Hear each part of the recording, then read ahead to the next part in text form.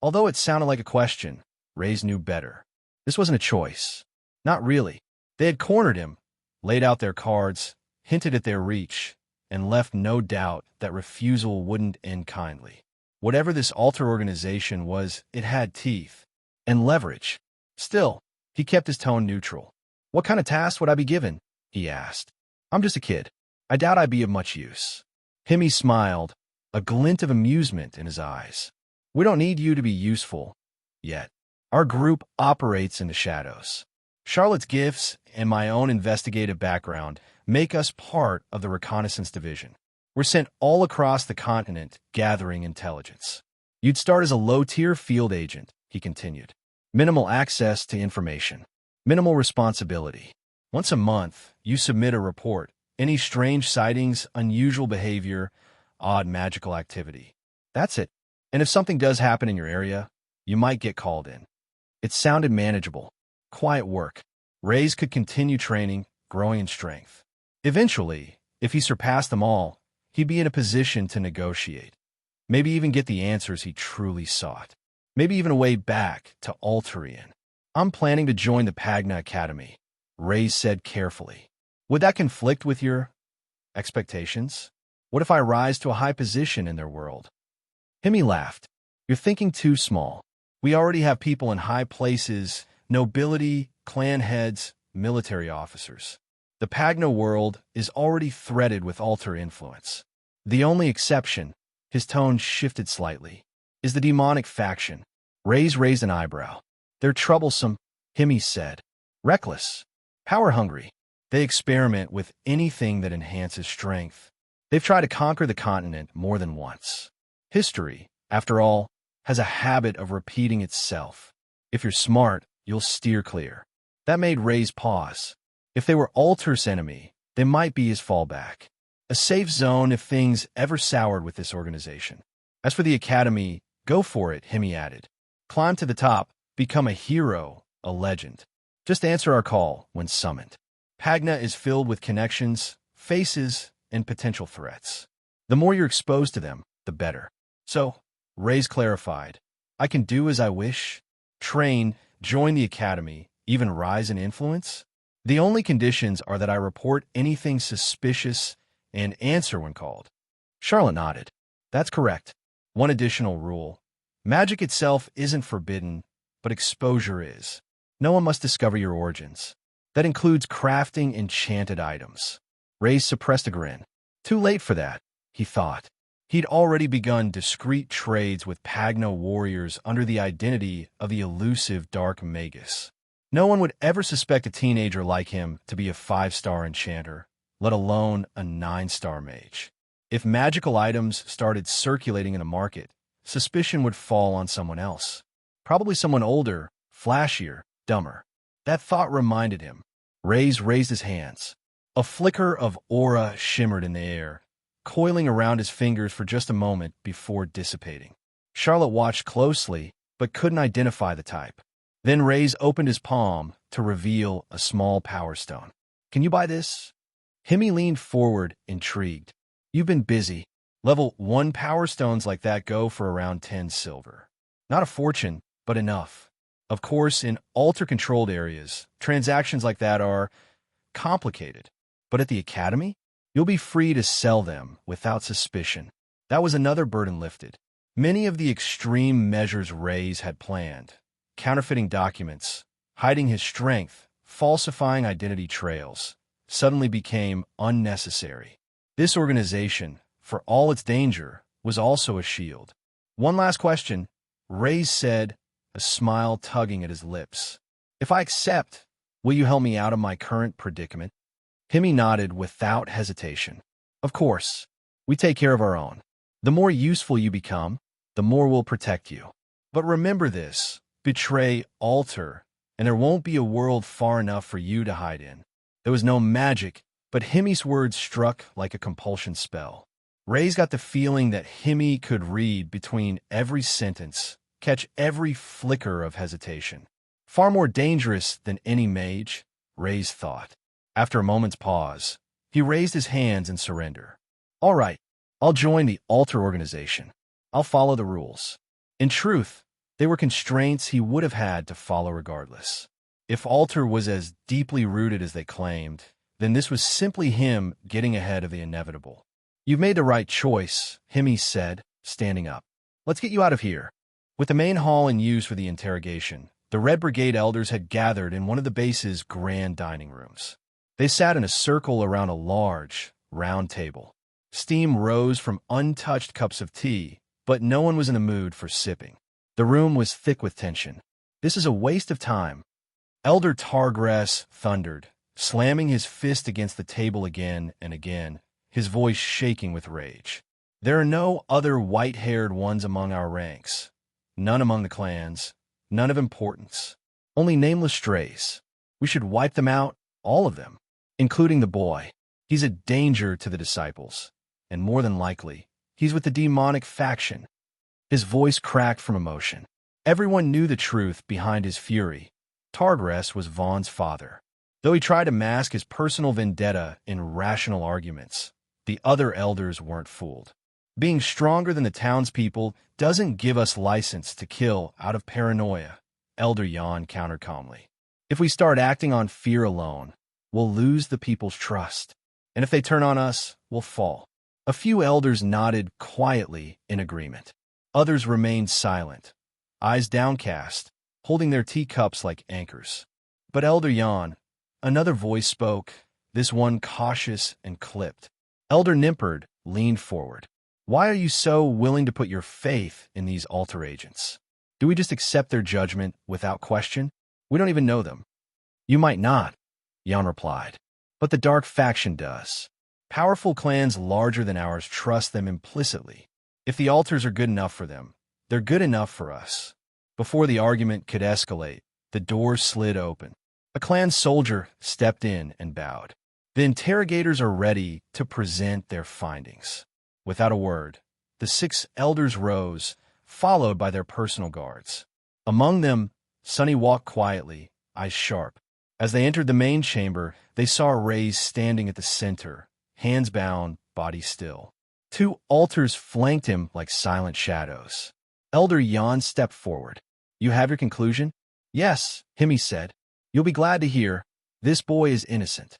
He wasn't involved in Vaughn's death. He's a survivor of tragedy, not the cause of it. Someone else could be behind it, someone with similar features. A setup perhaps, but this child lacks the power or motive to do what was done. I swear on my own life, he's clean." "Swear it on your life?" Jan repeated, confused by the phrasing. "Balls, life. Close enough," Hemi muttered with a shrug.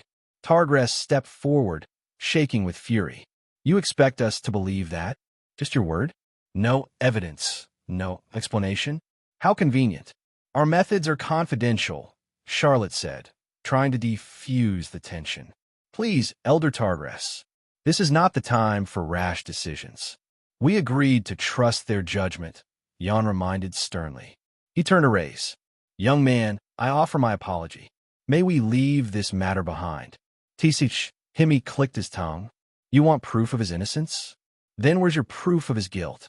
Targress's fists clenched. His breath was ragged. He was reaching a breaking point. "No," he snarled. "I won't accept this ruling. I won't sit back while we abandon justice. I call for a vote of no confidence in the current head elder." Gasps filled the chamber. Raze glanced around. He didn't fully understand the implications, but the expressions on the elders' faces told him it wasn't good. 4 elders raised their hands. Jan looked around in disbelief. "You'd turn on me over this? You've grown too soft," one elder said. "You care more about peace than power. That's not the path to greatness." "And what's wrong with peace?" Jan asked, his voice cracking. But it was too late. The verdict was sealed. "You can't do this," Jan tried again. "All living former head elders must be present for this vote to stand." Targress smiled, slow and cruel. "Ah, yes, but he won't be living much longer." Elsewhere at the mountain temple, 15 Red Brigade warriors ascended the final steps, swords drawn. Their eyes were cold, their mission clear. Back in the interrogation hall, "It seems we have a new head elder," one of the guards said. "Restrain Elder Jan, unless you wish to be exiled." A sword pressed against Jan's throat. Hemi sighed, rubbing his temples. "You gotta be kidding me. Political betrayal during an interrogation? Kid, are you cursed or something? Targress stepped forward, eyes locked on Raze. His voice dripped venom. And you, the one who hurt my son. With a flash, he crossed the room and lifted Raze off the ground by his collar. The boy dangled, cuffed, staring him down. You'll suffer worse than Vaughn ever did, Targress growled. But Raze didn't look afraid. Calmly, he raised his cuffed hands and pressed them against his own stomach. You think you could do anything like that? Targress scoffed. I can feel your heart racing, boy. You're terrified. Does this count as permission? Raze asked, his voice steady. Himmy smirked. I don't see any other way out of this mess. Dark energy surged from Raze's palms. Dual dark pulse. A ripple of black energy blasted outward, slamming into Targress's gut. The elder was hurled across the room, crashing into the far wall. His body collapsed in a heap. Raze landed smoothly on his feet. Charlotte stepped forward, wide-eyed. That was dark magic. Hey, welcome to Firescale Audiobooks. If you enjoy our audiobooks, please consider subscribing to the channel. Also, feel free to share your review in the comments section below. The Red Brigade clan had no trouble breaking through the front gate. With a swipe of their swords, the wooden panel on the other side was sliced, and immediately the group went to enter. They weren't here on official business, so there was no need for them to alert the others of their presence. This Red Brigade group, in particular, was a group of 15, all of them adults, meaning that they had already experienced life in the Pagna Academy. Still, most of them had stayed at being Stage 1 Pagna warriors, but were at the top end, while the leaders in charge of the attack were Stage 2 Pagna warriors. Entering the courtyard, they immediately started to rush forward and were heading straight for the main temple. Oh, what are you doing here? One of the kids pointed with their hand, and without slowing down with a swipe of the sword, the hand was sliced right off. Ark! The kid screamed at the top of its lungs, looking at its hand. The child was just curious as it stared at the clan members coming towards them, the members that they had seen multiple times visit them before. So they just thought it was no different. All the children here are known names at the temple. The clan member shouted. No one must know what we did here today, so there is no harm in getting rid of them. Lifting the sword, the clan member was ready to thrust it right through the child until a foot came out and hit the man right in the head. He was sent flying back, crashing into the temple wall, with a large foot indent in his skull, killing him on the spot. Why are you trying to harm the children? Crone had burst out of his office room the moment he heard the cries, and seeing blood, his heart was racing at what was in front of him. Why are members of the Red Brigade clan attacking this temple? Don't you know who I am? Crone stated. The members had started to draw their weapons and formed a formation around Crone, circling him. It's because of who you are we are doing this, the clan member shouted. With everything happening, the children couldn't help but slide their doors open to see what was going on, and to see weapons drawn at their teacher, they had no clue how to react. All of you get out of here, run through the forest, head to the town where people can see you, Crone shouted. Immediately, one of the children closest to the door had attempted to do just that. But as they did, a clan member stood in their path, ready to swing their sword. Seeing this, Crone stomped his foot down, and a crack went across the floorboards with power, exploding right where the clan member was, causing his feet to fall and his sword to miss. Safa had opened the door as well, and immediately turned her head to look at Simeon. His eyelids were incredibly heavy, with him constantly mumbling under his breath. He was in no state to leave this place. Looking outside, she didn't know why this had to happen now of all times, because there was only one more hour to go. One more hour until the seal was undone. But what were they going to do now? Inside the Red Brigade clan, the elders along with the other members were looking at Targress, who was on the ground. His clothes had been burned away, revealing his skin. He had been blown away in a single strike. Was that a type of palm strike? One of the elders thought. He must have a large amount of chi to do something like this. Doesn't this confirm it? He really is someone who's been sent from the demonic faction. We must eliminate him. Based on his own powers, Raze knew that Elder Targress was still alive. He hadn't gained any mana from using his spell. All the elders were higher stage Pagna warriors than the rest, so it was somewhat to be expected. Taking this opportunity while they were distracted, Elder Yon lifted both of his hands filled with chi and broke right through the two swords. He then grabbed onto the heads of the two clan members by his side and threw them into the wall. The exit was blocked, so the only way to clear himself from being surrounded was to jump up high in the air and head towards Raze and the others. It looked like he was almost floating before he landed by their side, and he wasn't the only one that was there. Sunny had decided to join the group, drawing his sword as well. "I'm sorry, Raze. I had no idea something like this was going to happen," Sunny said. "This was not the type of clan I joined. I don't know why they're doing this." Now wasn't the time to talk about it, though, as the enemy was coming towards them. The clan members rushed forward, and Charlotte was the first to make a move. Her eyes glowing, she moved her palm in a circular motion. "Wind Twister," Charlotte called out, and from the palm of her hand, nearly the entire group had been pushed back, with some of them even being lifted up in the air. However, the elders were able to withstand the wind and continued to charge forward, while the men that had fallen from the initial attack had gotten back up. Lifting his hands up, Raze used his own magic. Dark Pulse. A beam shot out from his hand, but the elder was able to jump to the side, avoiding the attack. A straight telegraphed attack like so could easily be avoided by them, and his chained hands weren't making things easier. "Do you have the fire attribute?"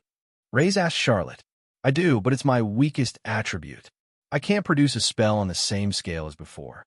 The most I can do is an Ember." Ember was a 1-star fire magic spell, which would be useless against these. Based on what Raze saw, her light magic and wind magic would be at the 3-star level. "That's fine. Use the skill Gust first, and then Ember. It will have the same effect," Raze shouted out. From the look on Charlotte's face, she wasn't so sure. Why was a 2-star mage giving her advice in the first place? Nonetheless, in the desperate situation, she decided to give it a go. In her right hand, the Tier 2 wind spell Gust. A strong wind was summoned, and had hit the elder at the front, doing next to nothing. Then with Ember, a small orange flame had been produced. When the two touched, it had produced a strong flame, like that of a flamethrower, that went directly into the face of the elder, burning his body to a crisp until he eventually fell on the floor and collapsed. One of the elders had been killed. It worked, it really worked, Charlotte thought. Combining spells like so, she had tried in the past, but she had tried using Wind Twister instead. The power of her wind attribute would be too much and overpower the flames, burning them out. How could a 2-star mage, and one so young, know stuff like this? Seeing the dead elder on the ground, Raze smiled. He may not yet have his skills back, but all the knowledge he had from being a 9-star mage could still help him even now. The sensation that Charlotte could feel on her hands was lingering for a moment. The power of combining 2 spells was something that she had never successfully experienced before. Of course, in her studies, she had tried mixing 1 or 2 attributes, but due to the different strengths in the core, it was an extremely difficult thing to do. On top of that, combining spells at times could be very dangerous for the user. Someone always had to be the guinea pig in a particular situation, but since there were only other mages available, no one wanted to do it. This fact had left the lack of combination spells among mages, and those that were successful in finding out a few here and there were extremely petty. Having gone through the risks, they were unwilling to share their knowledge. After all, knowledge was also power among mages. Although not all were like this, some mages did share what they had learned through the academy, but all of this was why Charlotte was shocked. How did Raze know that the combination of spells would work? How did he even know about fire spells as well as 2-star wind spells? As a 2-star mage, and at his age, he would still be focusing on his main attribute and learning the spell formations for those. Yet he had directed her like an expert. "Yon!" Raze shouted out. "Get these cuffs off me if you want us all to live." What Raze had done was unprecedented in the world of Pagna. He had shouted at an elder and one of even higher ranking than him, but now was not the situation to worry about that. From underneath his robe, he had pulled out the key. After seeing the strange sorcery that Charlotte had produced, the rest, even the elders, were a bit reluctant to move forward. "Damn you! How dare you do this to the clan?" Elder Targras shouted as he was finally getting up from the floor. He lifted his arm, pointing to Raze with it shaking. "You are a no-name. You have no value in this world. You don't do anything to help it progress forward. Instead, you're just a leech that uses up the resources of us that need to grow. So how could you even think to do something like this? The key had been inserted, and with a twist, the heavy locks fell off to the ground. Raze was rubbing his inner wrists due to the cuffs being too tight and started to walk forward, ahead of the others. Even Charlotte, with her skills and the help they were getting, wasn't so confident, yet Raze was showing no fear as he took steps in front of them all. "You're right. I am nothing, so you have no reason to be afraid of me," Raze said, lifting his hand up and pointing it toward the elders. "So then tell me, why are you all so scared?" "Dark Pulse," Raze shouted. Immediately, the elders moved and flinched, jumping from their position, but nothing had come out of Raze's hands. Nothing had hit the ground, and seeing their act, he couldn't help but laugh. "Ha ha!" Raze laughed. "And you guys are meant to be these all-respectful elders, yet you are going to kill me. Well, take this respect and shove it up your arse." "Dark Pulse," Raze said silently under his breath. The words were spoken just to link with the formation and image in one's head, allowing them to produce the skills they needed to use immediately. This time a beam did shoot out, but the elders were still able to avoid it and came right at them. Going head-to-head, though, Jan jumped forward and his fist clashed with one of the elders' legs, sending a shockwave out in the room. Sunny was fighting with two of the clan members who were using their swords. They were hasty in their attacks, so he could avoid them, moving back here and there, but he was finding it hard to strike. However, Charlotte saw an opening and twisted her hand. Wind Slice.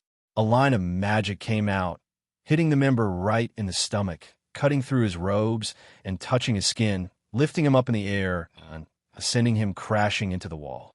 "We have to get out of here, and quickly," Jan shouted. "The ex-leader that they are after, it's Crone. It means they will have sent others to the temple.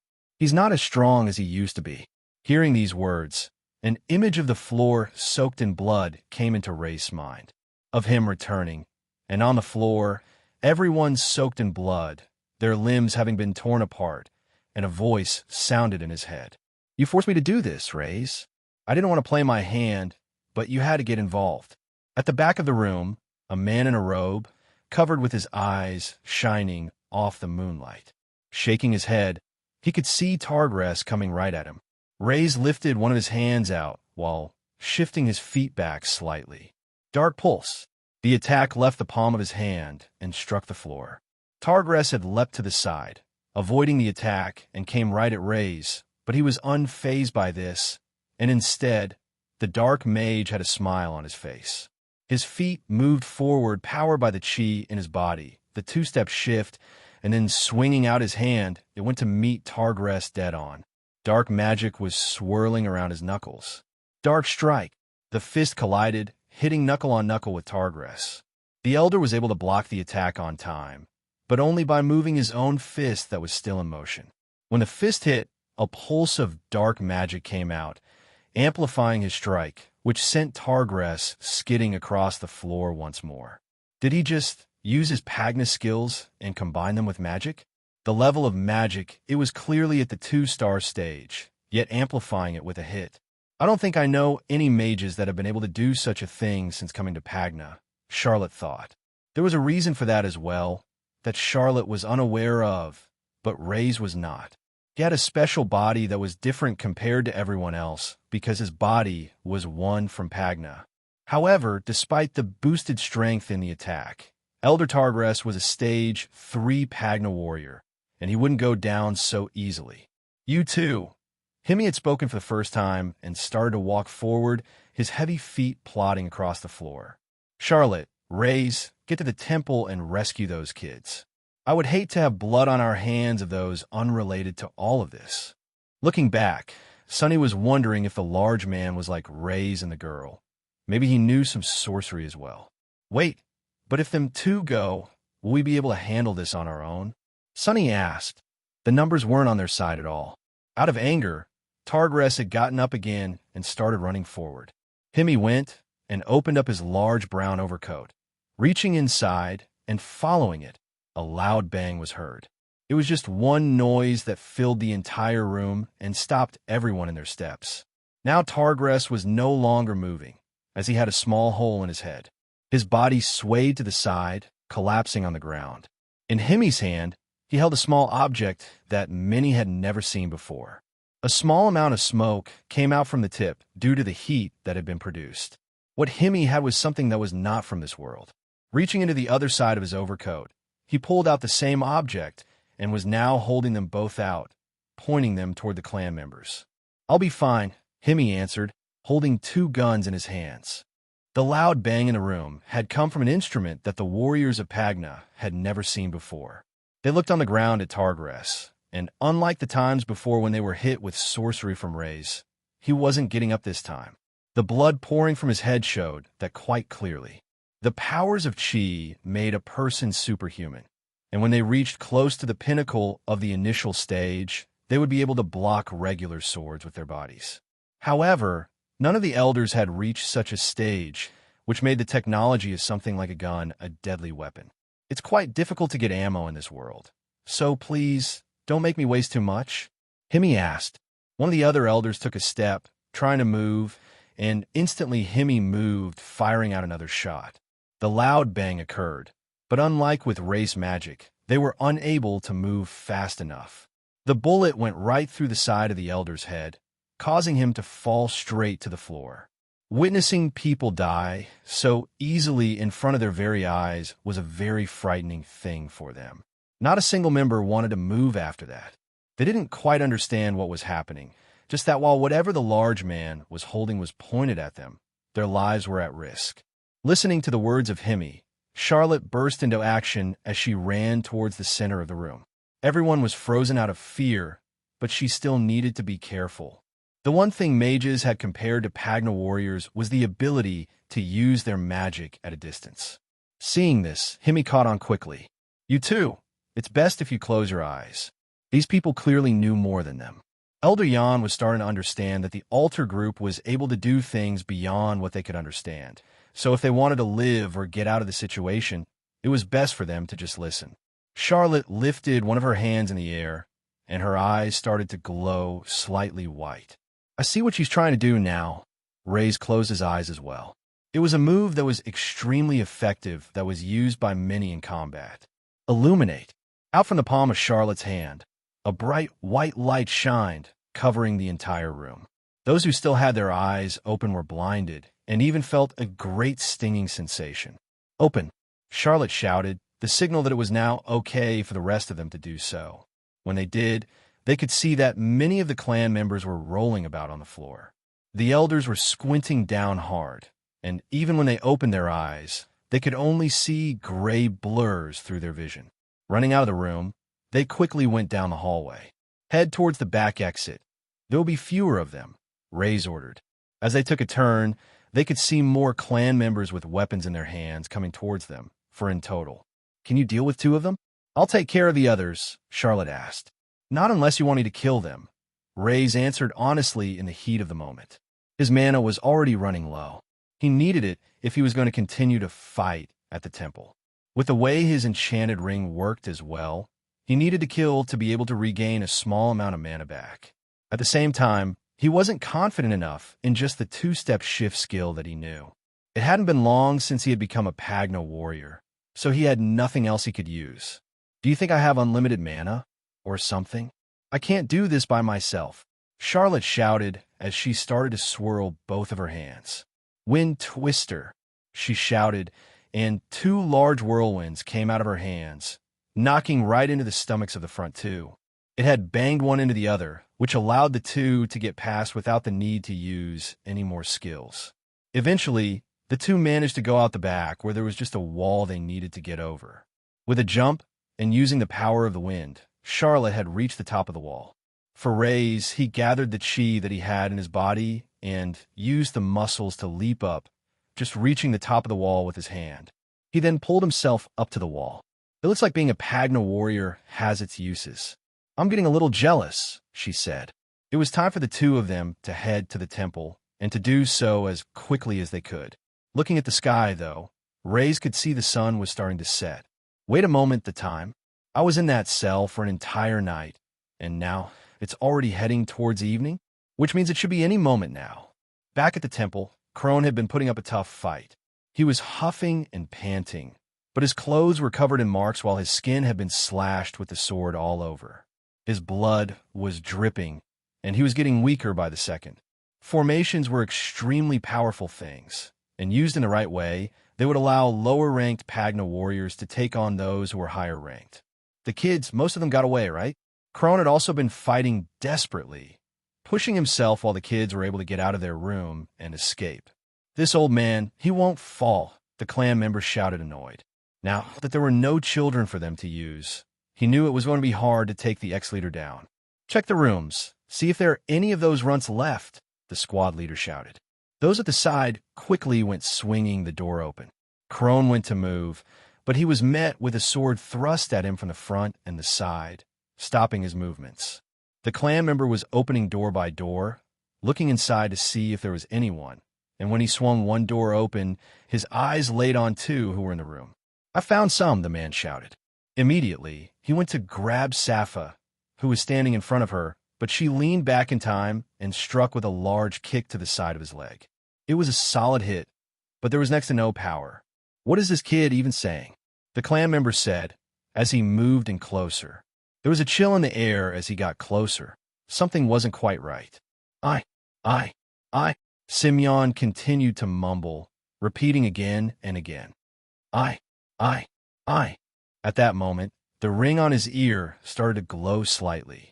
The requirements for breaking the seal have been achieved. The seal is now breaking. Simeon's mind had already gone past the breaking point. He felt like his head was melting, and even in front of him, he could only see an area of colors moving. He could hear the words, and some would tell someone had entered, but how far they were, or even where he was. He wasn't sure if he had already died, but he just knew one thing. He had to stay awake. No matter what, he needed to make sure that his eyes stayed open. Otherwise, everything he was going through now would be for nothing. Memories flooded into his mind of when he was with his sister. The feeling he felt at the time, where he thought death was around every corner. The feeling he had right now.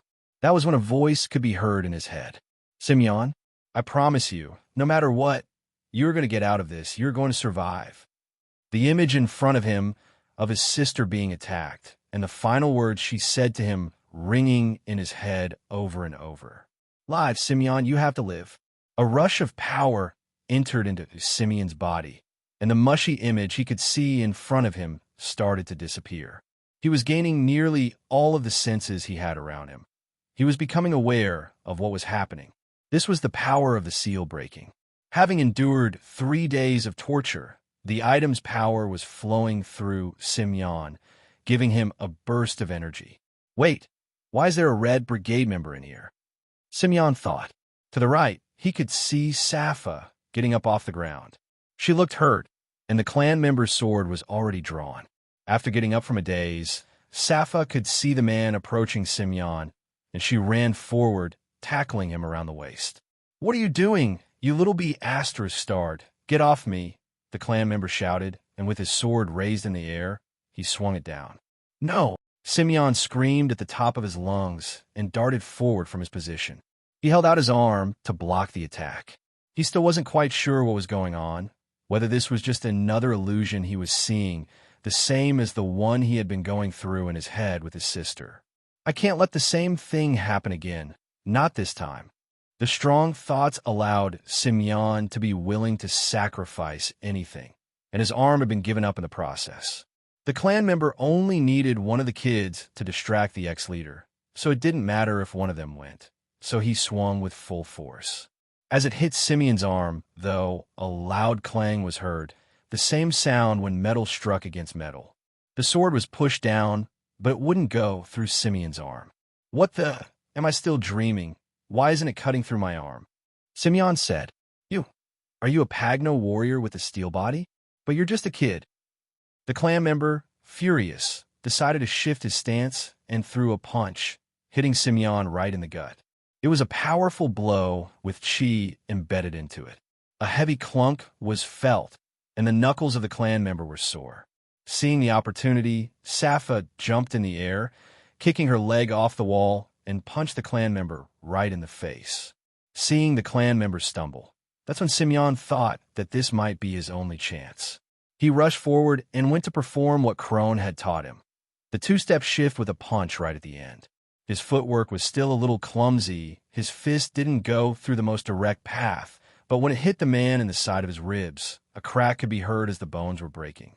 The man knelt over, allowing for Simeon to raise both hands and bash them on the top of the clan member, sending him to the floor. He wasn't moving, either passed out or dead, but he wasn't sure, and the only sounds in the room that were left were of him and Safa huffing and panting. After a few moments, Simeon looked at both of his hands. The bottom part of it was stained with blood from his hit on the top of the man's skull. How did I do that? And how did I stop the attack from the sword? It should have completely gone through my arm? None of this is making sense. Simeon started to think about what the man said. Was he a Pagno warrior who had cultivated in the steel body arts?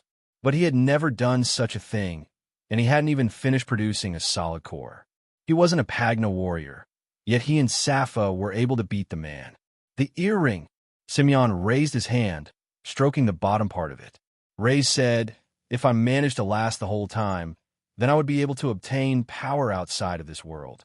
Mythical rank item, black steel earring, status, unsealed.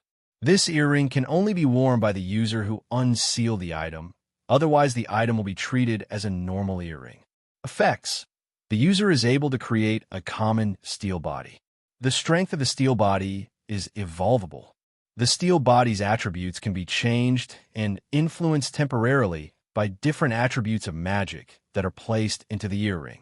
Simeon had no clue about the effects of a earring, since magic was needed for one to be able to see what was taking place, but he had obtained a mythical grade item, something that Raze had never done in the past, a feat that had an almost legendary status, an item that if Alter found out about it, they would do anything to seal it away, so it could never be used again. Because Simeon hadn't become a Pagno warrior, but was using an item that contained the power of magic. Mr. Crone had noticed that one of the room's door had remained shut. It was likely that one of the temple kids was still in there. As he saw one of the clan members, all he could do now was hope that they would be okay, while trying to best the situation he was in as well. Before I can help others, I need to focus on myself as well. Crone decided to make a break for it, heading toward one side of the formation.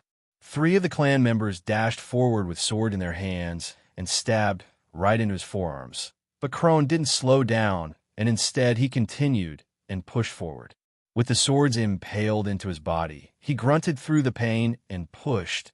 His muscles were strong, and the chi fueling them stopped them from pushing inside him further and hurting his vitals. The arms of the attackers were twisting as he continued to push forward. They had no choice to let go. Crone burst through the doors and leapt down the staircase, landing into the courtyard. Blood was dripping from his wounds, and when he went to stand up, he had already stumbled to the side a few times. My chi is running out, and my body is breaking. I was never able to break through to the 4th stage. If I had done so, then maybe the situation I am in now would have been better. I knew there was a chance a day like this might come, and yet I put the thought in the back of my mind, giving up on the Pagna lifestyle, but it's true what they say, you can never leave Pagna. Turning around, Crone had braced himself. He could see the clan members running down the stairs confidently. However, he could see that not far behind them, running through the doors, were 2 kids from the temple. That's Simeon and Safa. The 2 of them are alive? How did they make it? There's no clan members behind them. Is it possible? Did they manage to beat them somehow? Seeing this, a smile appeared on Crone's face. He had somewhat given up, and yet here the children were defying the impossible. He was a little ashamed of himself. Setting himself up in a fighting stance again, Crone was ready. I will take down as many as I can, so the children can survive. The clan member at the front had leapt up in the air, the sword ready to strike, until a slash of wind had hit the person, sending them back to where they came from. The clan members immediately stopped, and as they did, Simeon jumped in the air from behind and swung both of his hands, hitting another one on the back of the head. A heavy blow, as if one was struck with a blunt weapon made of metal. Simeon didn't quite know what had happened, but he knew his hits, and his body itself, were reinforced with great strength. The clan member turned to his side and could see Sappha. He went to strike, but Simeon dived in the way wholeheartedly, stopping the hit with his chest. Sappha then came in shifting from the side and punched several times, with Simeon delivering a blow. With the two of them, they made quite the good team. Sappha was skilled, one of the best of the temple, but she hadn't completely formed her Dantian core, so her hits were weak, even if partially filled with chi. Crone was unsure of what was happening, but he needed to act as well. He avoided a strike from the sword, moving his head, and delivered a heavy punch in the face of his own. While behind him, several more wind strikes came and hit the other clan members. They were hit directly. To them, it felt like an invisible force had struck them, and it was a powerful one as well. By his side, Crone could see an orange-haired girl swinging her arms. He could only assume it was her doing. Eventually, only one clan member remained. Crap. Everyone is taken out. I have to go back to the base. The clan member had given up and started to run toward the entrance. As he went toward the open doors, he saw someone walking through. A white-haired boy. That's one of the temple kids. Get out of my way, the clan member shouted, drawing his sword. Raze lifted his head, looking straight forward, and stopped in his tracks. You're the ones that brought this on yourselves. You were the ones that decided to act, not me. So you deserve this. The dark magic swirled around Raze's fist. Then as the man rushed forward, Raze shifted forward. Dark strike. His fist landed right in the man's face, twisting his head inward. It was a powerful hit full of chi, and then the pulse of dark magic. It broke his teeth, shattering them apart while ripping the skin off, sending him right back to where he was and onto the floor. Darkness attribute, 25/28. Oh, that gave me more than I would get when killing beasts or the other humans from before. Could it be that different stage Pagna warriors also contribute more to the darkness power as well? It was a theory, and only one he could test out in a certain way. Continuing forward, Raze was looking at the scene, and he could see Simeon standing right next to his sister. His eyes sunken, but with a smile on his face, he seemed to be happy, whatever the outcome was. It looks like we might have jumped the gun, rushing here a little bit. Having passed some of the children and seeing what state they were in, Charlotte had used her wind magic to increase the speed of her steps, getting there before Raze. But even she was surprised with how many had been dealt with. This is going to be a real pain to clean up. Charlotte scratched the back of her head and took off her hat for a second. She was sweating underneath. It had been a long time since she had to work so hard in a case like this. When she went to put her hat back on, her eyes laid on something that made her heart sink deep into her stomach. Her eyes opened wide as she held out her hand. Get away! Charlotte screamed at the top of her lungs towards Simeon and Sappha. Behind the two of them, several sparks were going off, and a portal had opened up behind them. It was one of the worst things that could occur in the world of Pagna. It was a portal break. All eyes were fixed on the portal that now stood in the center of the courtyard. It hovered slightly above the ground while emitting a strange humming sound, and sparks in the air continued to flicker around it. This is exactly the same as the portals I've opened. But why has one of them come here, and now of all times? Raze began to ponder, recalling the memories of what Hemi and Charlotte had told him. The portals seemed to be drawn to strong forms of magic, one of the reasons they refrained from using magic extensively in the world of Pagna. Perhaps it was a combination of Raze's spells and Charlotte's abilities, or another idea crossed his mind. When the earring was unsealed, depending on its level, it released powerful magic as well. With all these factors combined, a portal had opened, and it was what Raze had learned as a portal break. Not a temporary portal that would disappear, but one that permanently remained open, allowing creatures to pass through. This isn't good. Crone looked nervous, beads of sweat trickling down his face, more than when he had faced the Red Brigade clan members. Currently, the clan is in a severely weakened state. I'm not in the best condition either. If a break were to happen now, there would be no one to protect the people. They'll all die. It was true. Raze had no idea how many clan members would survive after Hemi was through with them. They also had no clue about the level of creatures that could emerge from the portal. Simeon had taken a few steps back, along with Safa, while Charlotte sprang into action. Raze, help me.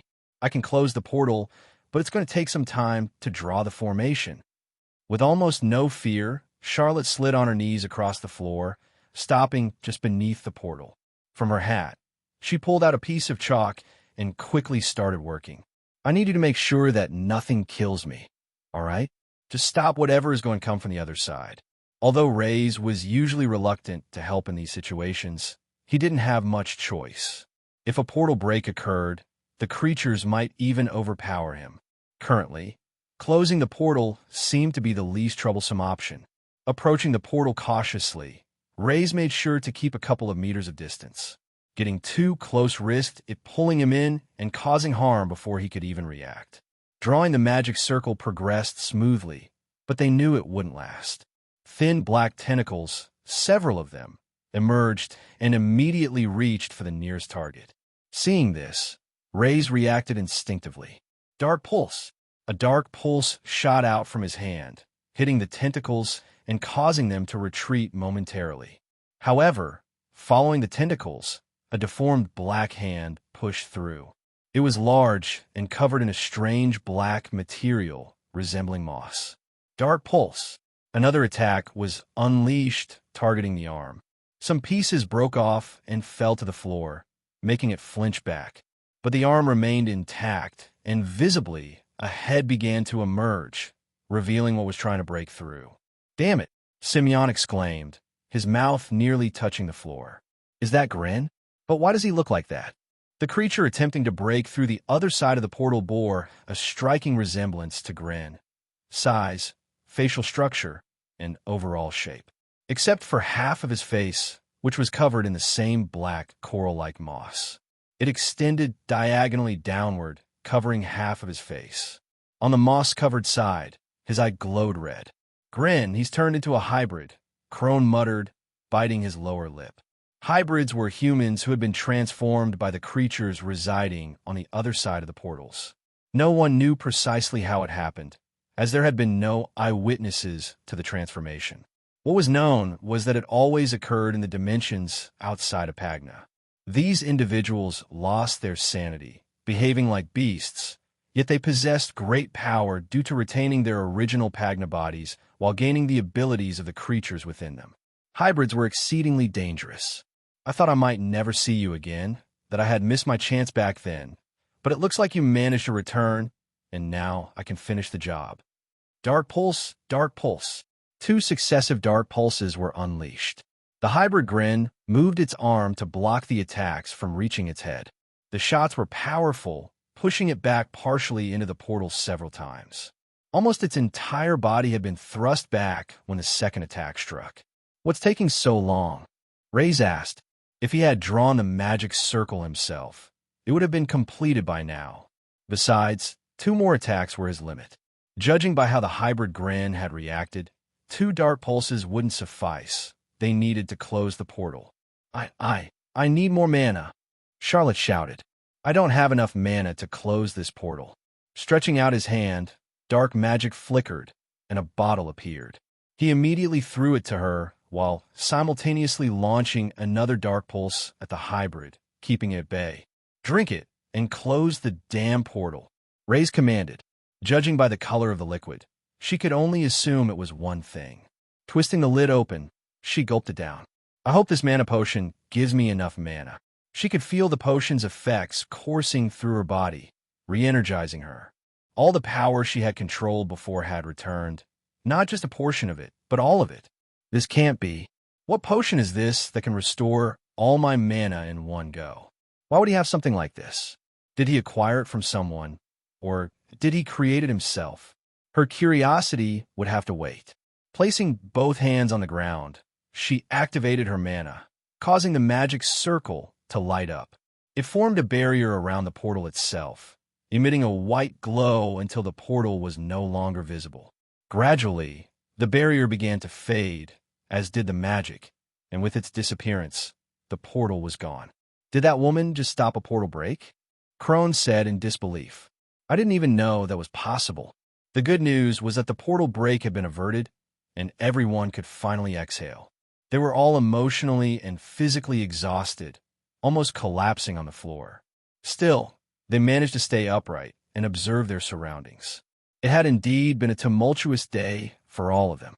Charlotte, satisfied with the outcome and certain that the portal wouldn't return, turned to Raze, who stood there like a statue. "Raze, about that potion, where did you—" Clap, clap, clap. The sound of clapping echoed from behind, and as they turned around, they saw Elder Jan, Sunny, and Himi entering through the gates. "You guys did a great job. It must have been quite tough," Himi commended. "But it's not over yet. We now need to deal with the aftermath and fulfill our duty." Hearing these words, Raze was unsure of what lay ahead. From what he had learned, the world of magic was meant to be kept a secret, and there were witnesses all around, witnesses who were still alive. The Altar Group was a large organization consisting of people from different worlds who now resided in the world of Pagna. This secretive group operated behind the scenes, manipulating events while storing away items they deemed world-changing. Reza believed that, after a recent event, the Altar Group wouldn't allow any survivors. However, the situation had turned out better than he could have imagined. Everyone who had witnessed the event, or at least the use of powers, had been gathered in the Red Brigade's main room. Sunny, Safa, Simeon, Crone, and Elder Jan.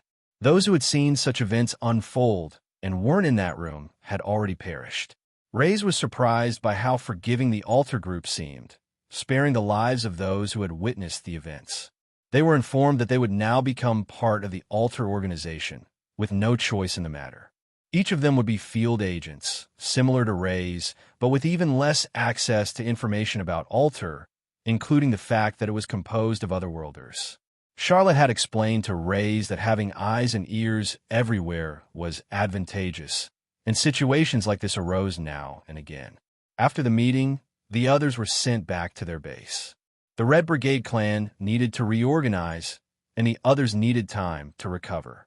Simeon, in particular, had been sleeping the whole time and had yet to wake up. He had collapsed shortly after Himi had arrived in the courtyard. Raze, however, was called into another room where Charlotte wished to speak to him privately. She had a warning regarding the others becoming field agents for Altar. If you continue to stay around these people, and if they ever leak a word about what they saw or magic to others and Altar finds out about it, then you will be given the order, Charlotte explained. There was no need for Raze to ask what the order was. He knew it meant he would have to get rid of them. What surprised him, though, was Charlotte keeping a secret about the sealed earring. He had heard Himi ask for it, and he was sure she would have seen it on Simeon at the time. Maybe not with all the commotion going on, but when Himi asked where the sealed ring was, and asked Charlotte as well, they both stated that they didn't know. Raze was tempted to ask, but in the end, he didn't have to. "You really saved us a lot of trouble back there," Charlotte said, with a big grin on her face, and she had both hands behind her back, which made Raze a little nervous. "Honestly, you're a great mage, one that's clearly talented, and I think it would be good if I stayed in contact with you. I think it's best if we stay close and work together. Even in Altar, things aren't completely safe, so it's good to make our own allies outside of it. With an organization the size of Altar, it was a given that they would have problems, especially with those tempted to steal items from them. So he understood, especially since he was one of them. Moving her hands from behind her back, she handed him a light green-colored crystal. It was thicker than the yellow-colored ones Raze had before. The moment the crystal touched his skin, he knew exactly what it was. "That's a level 2 power stone," Charlotte explained. "It's up to you how you want to use it. Get someone to grind it into a chi pill and use it to advance your core in cultivation. Or use it to increase the magic in your core, or you can even sell it. If you want my advice, it's always best not to rely too much on one attribute as a mage, and based on the color, you should be able to tell." Raze did know. It was not just a level 2 power stone, but a wind attribute one as well. If he were to consume this into his mana core, he would finally be able to produce wind spells just like Charlotte could. The attribute points would start low, but it was a start and meant he could use other spells besides dark magic and perhaps stop creating cursed items. "There's no such thing as a free lunch," Raze said. "Just take it. I already told you. I owe you for the mana potion you gave me earlier, and this is to build our relationship. I know you're going to become a special mage, and I want you to remember that I was part of that process. It did make Raze wonder if maybe this was the reason why she had kept the earring a secret. We'll be leaving this town. We have orders to work on something else. We've been here a while and haven't really solved anything, so they want us back. Anyway, it's up to you what you do next. I think you'll benefit a lot from the academy, and if you don't join, don't worry. When we need you, we'll be able to find you. Raze had successfully obtained a crystal out of the situation. He wouldn't absorb it just yet, because he wanted to head back to Safa and Simeon first to see the results of the earring. Meanwhile, Charlotte had gone off to join Hemi, and the two of them were leaving the place in a large carriage. You seem to be quite interested in that mage. Was there something odd about him? Hemi asked. Charlotte didn't say anything for a while. She was staring out of the carriage, looking at the trees passing by. I'm one of the newest altars from Altarian, Charlotte commented. Well, you see, that mage used dark magic. Honestly, it's not an attribute that many have, and that includes me. But you see, back on Altarian when I was there's a very dangerous mage that used dark magic, someone who went by the name Dark Magus. Just thinking about it, all the hairs on her body stood up tall. And you think this kid could be the Dark Magus? Hemi asked. Huh. Charlotte laughed. That's impossible. The Dark Magus would be an old man. And if someone like him did come into this world, I'm not sure anyone could stop him from doing what he wanted. After the significant events of yesterday, Raze thought it was best for him not to travel to other dimensions, especially since he had seen what happened to Gren.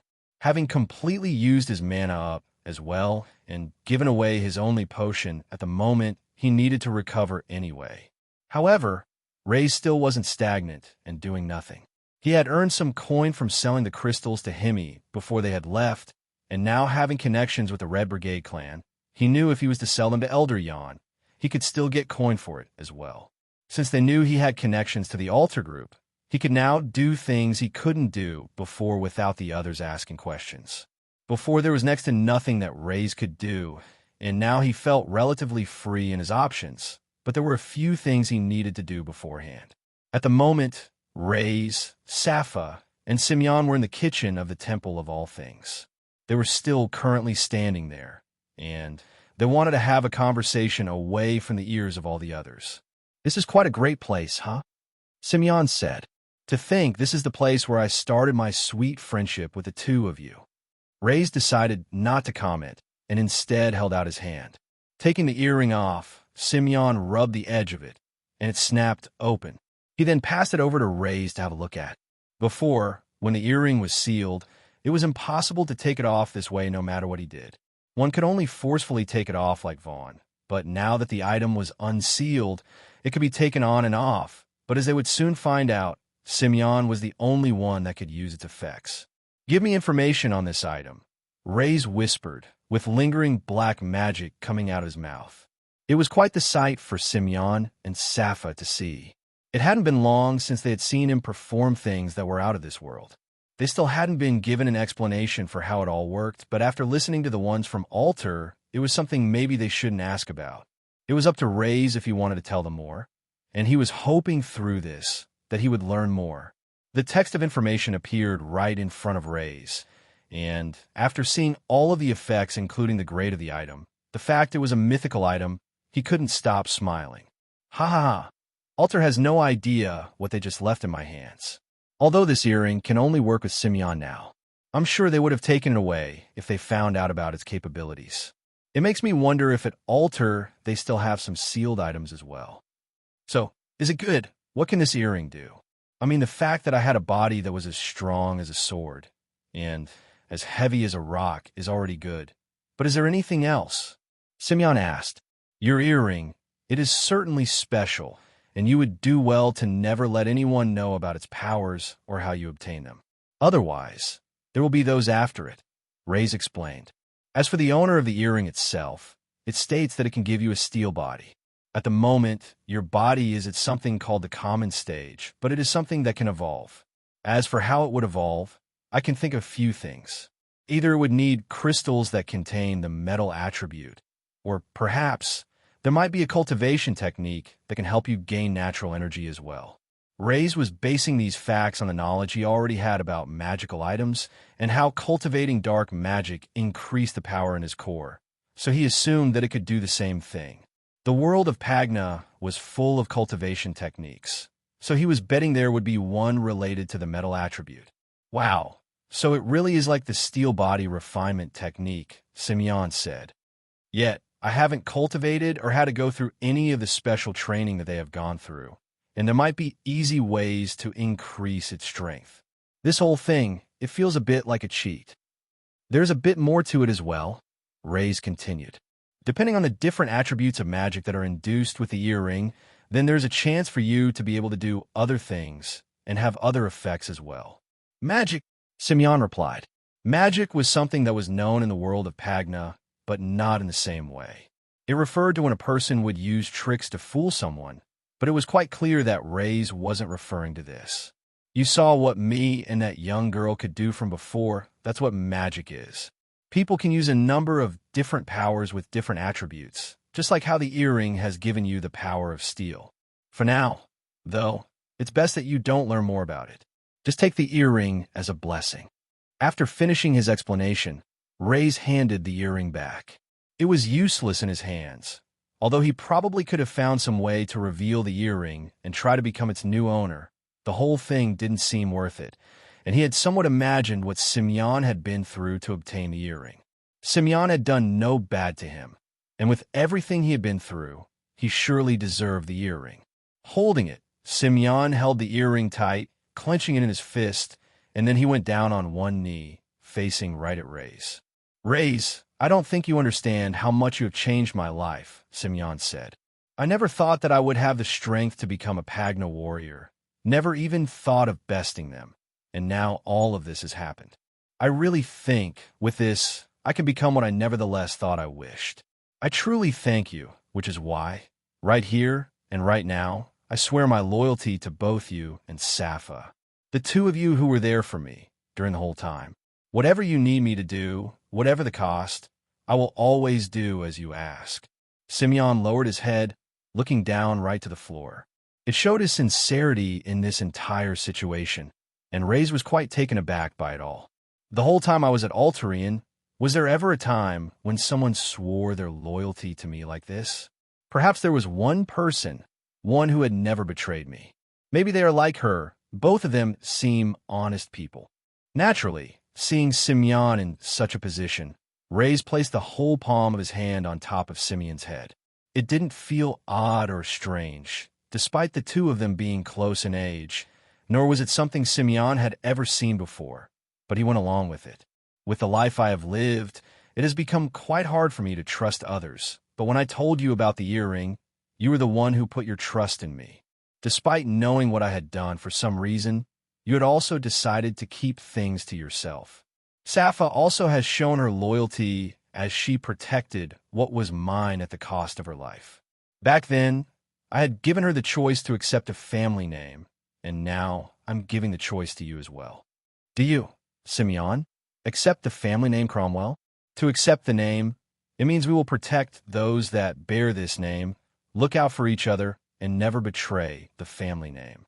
As long as you can accept this name, then I will accept your loyalty to me. There was a burning fire building up in Simeon's belly he had never felt before. He had no clue why Raze's words sounded so powerful. They didn't sound weak, nor like random words spilled by a kid who knew nothing about the world. Perhaps if Simeon was to follow this person, he would continue to achieve great things, even more than what he had already achieved. I accept, Simeon said, lifting his head. Then, welcome to the family, Simeon Cromwell. Raze smiled. The three Cromwells, as they now had designated their own family name to themselves, had been called over to meet with the head Elder Yon of the Red Brigade. The order of things within the clan had returned to normal relatively quickly. It helped when the opposing leaders were now dead. Really, there was only Yon left to run the place, and a few of the higher-ranked clan members now needed to step up to the plate. For Raze, though, this was just one of the new connections that he had made. The meeting was short, and the reason for the meeting itself was because he had a gift for them all. In a way, I could say that the three of you are the saviors of the Red Brigade clan, so it's only right that I give you all gifts, Jan declared. He had heard what Safa and Simeon had done, defeating a few of the Pagna clan members. Although they hadn't done much in the grand scheme of things, Jan still wanted to reward them for what they had been through, and he couldn't select all of the kids of the temple. Sonny had walked over to the three of them and presented a small red box. Raze had seen this before, and he had an idea of what was inside. Please open them. These are my gifts to you. When Simeon opened up the box, his eyes lit up as if he was looking at gold. There was a small little orb-shaped yellow-colored pill on the inside. It was a chi pill. These pills are usually only given to our most talented pupils. We aren't like other clans that are able to give all our students chi refining pills. However, we do have some resources, and I would say each one of you is deserving of this. Raze had obtained one of these before from Crone, but at the time he hadn't used it himself. His warrior skills and chi had come in handy, but it wasn't at the stage where he could effectively use it solely. If it wasn't for his use of magic, then his opponents would have been extremely difficult to deal with. According to Alter, with the use of magic practically forbidden in Pagna, unless he wanted another portal break to happen, he would have to start increasing his chi. Returning back to the temple with the gifts in hand, each of them wasted no time absorbing the pill. Safa and Simeon had gone for guidance, while Raze had decided to absorb it in the room on his own.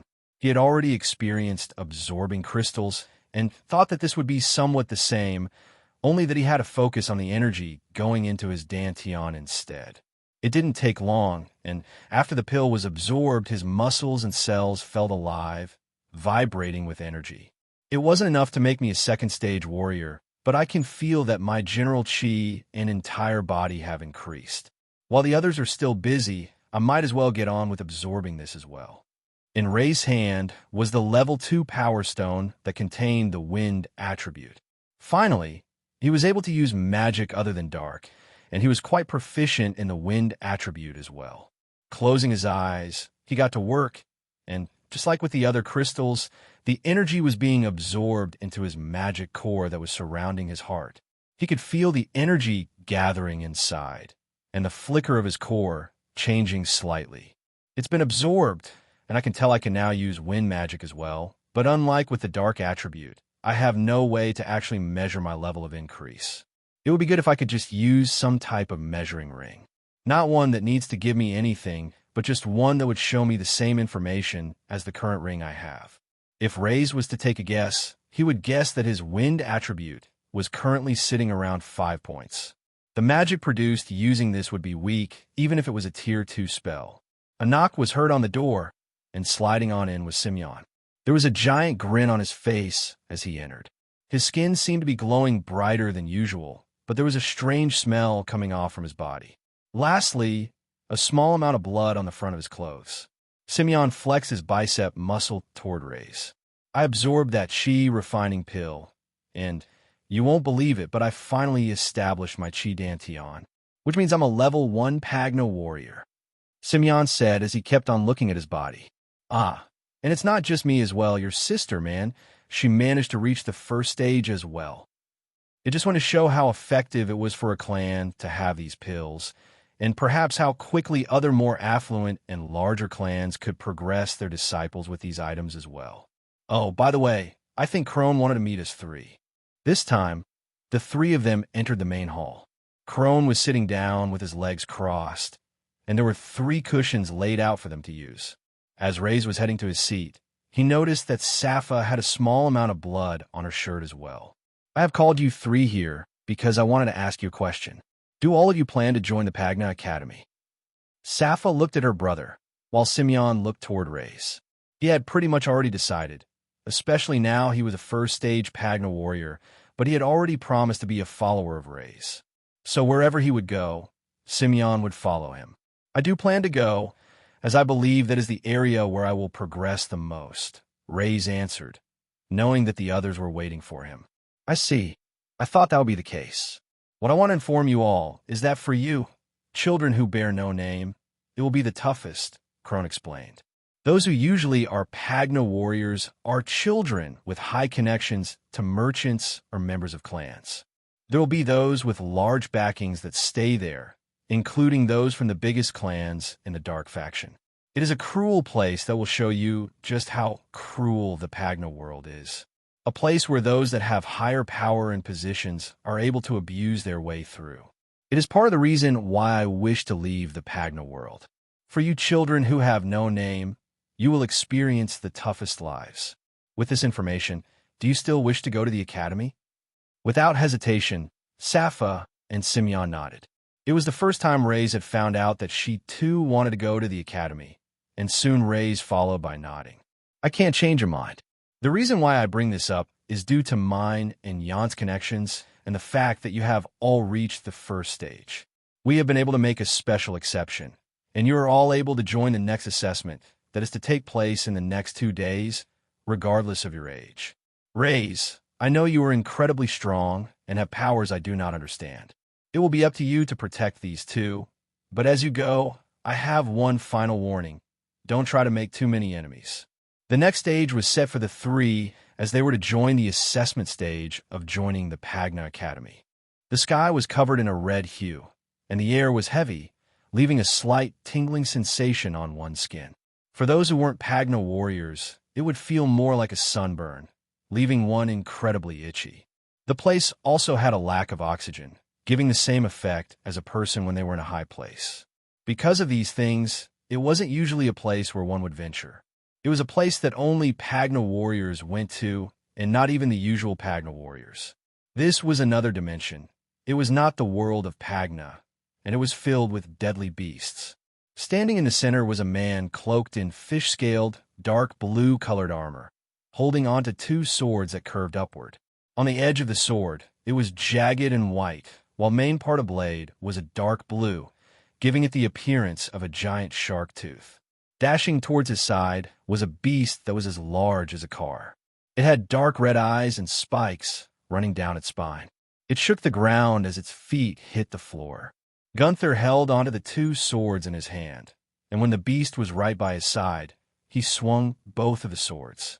Droplets of water appeared from the swing that was made, and in turn, the large beast had been killed. You guys are not the ones I want.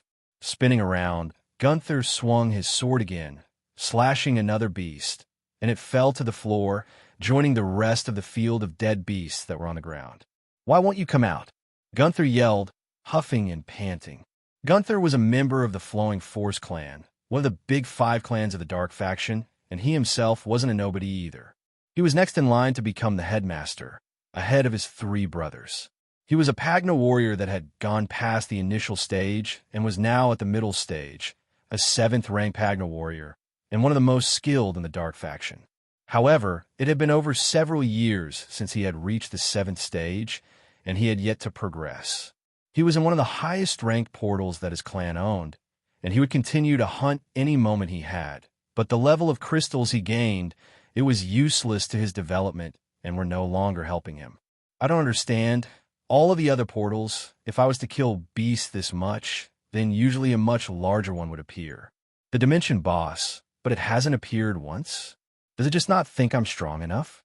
Or is there really not one in this dimension? There were a lot of rules and regulations that were set up by the clans when hunting in other dimensions. The clans, for one, would give them ranks based on their danger. Initial, middle, and deity. The rankings were the same as the different stages of the Pagna warrior as well, and it was in concordance as to why. It was set up that way because it was believed that those portals were suited for those ranks. This was why deviation from those delineations was incredibly risky, because there were large gaps in strength between Pagna warriors, ranks, and stages. In Gunther's case, he was in a low-level initial stage dimension that had been checked by others beforehand. Another thing that would occur in portals was a dimension boss appearing. They named it so because there was one way to close a portal, and it seemed it was to defeat this dimension boss.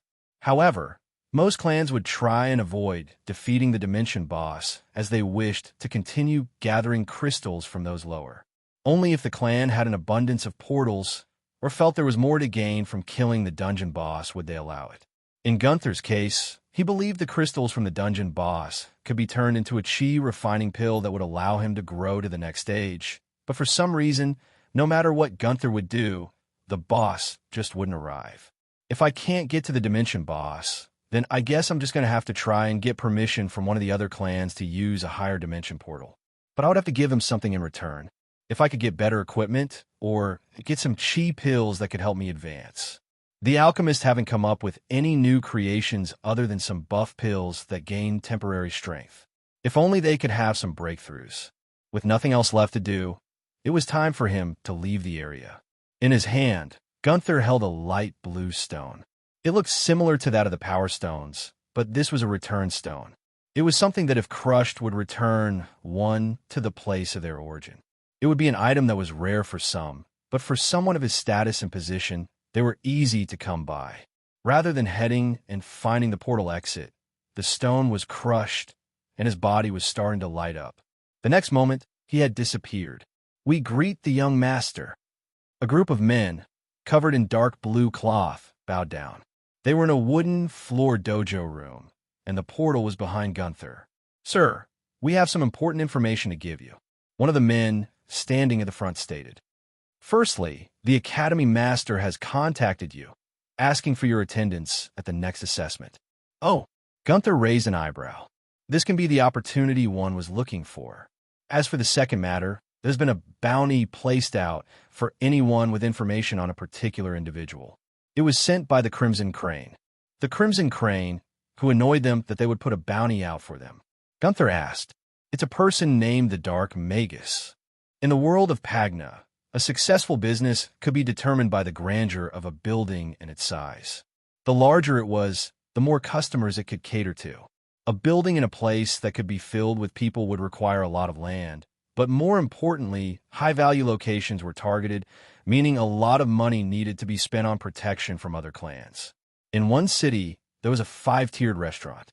It was grand in size and luxurious on the inside, resembling a giant pagoda. It was filled with customers even on weekdays, which was a challenging feat. On the 3rd floor, a private room had been rented out. Alba took a large swig from a jug, slammed it back on the table, and wiped her mouth.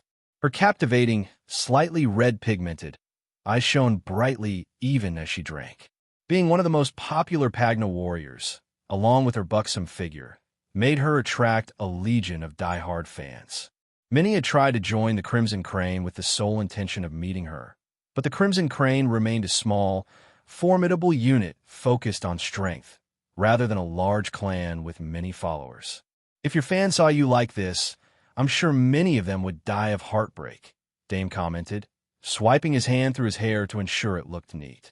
The two individuals seemed not to care much about each other and were absorbed in their own activities. "Do you think I care about that?" Alba replied. "The only thing I care about is you telling me where this Dark Magus is. I've been trying to locate him everywhere, but it's been impossible." Internally, Dame smirked. He knew that Alba would never be able to meet the Dark Magus because he wasn't from the world of Pagna. For now, she served as a profitable extra income source. "So, how many bottles do you need from him?" Dame asked. "I am soon to meet him again, but I can't guarantee he will be able to deliver either."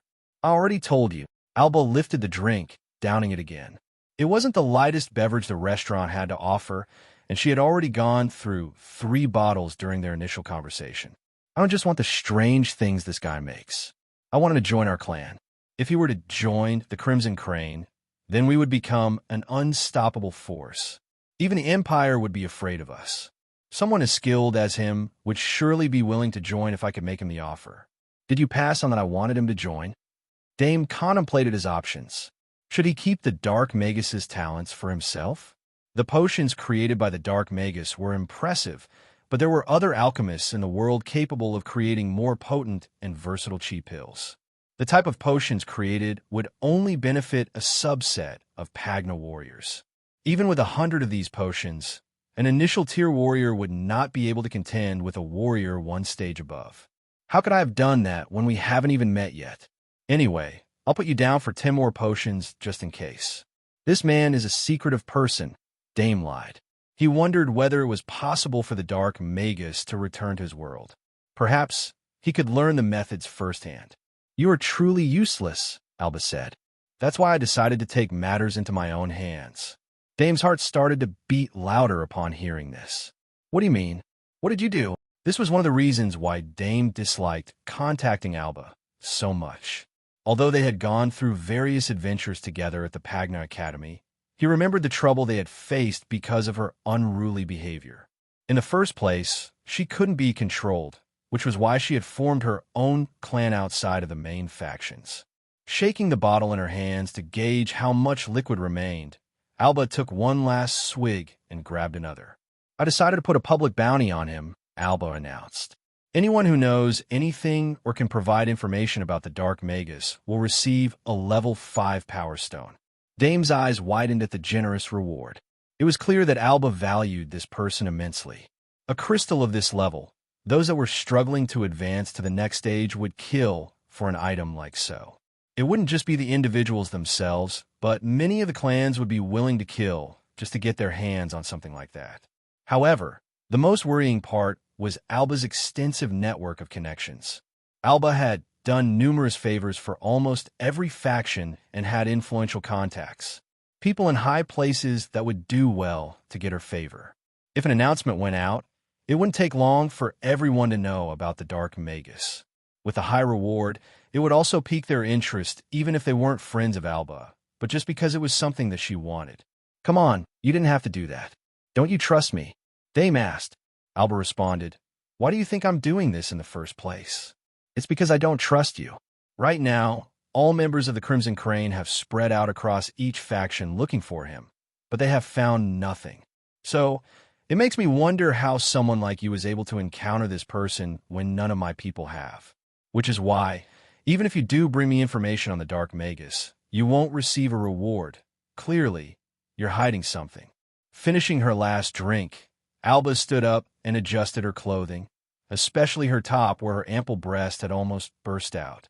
Anyway, I'm sure someone will find the Dark Magus very soon, she stated.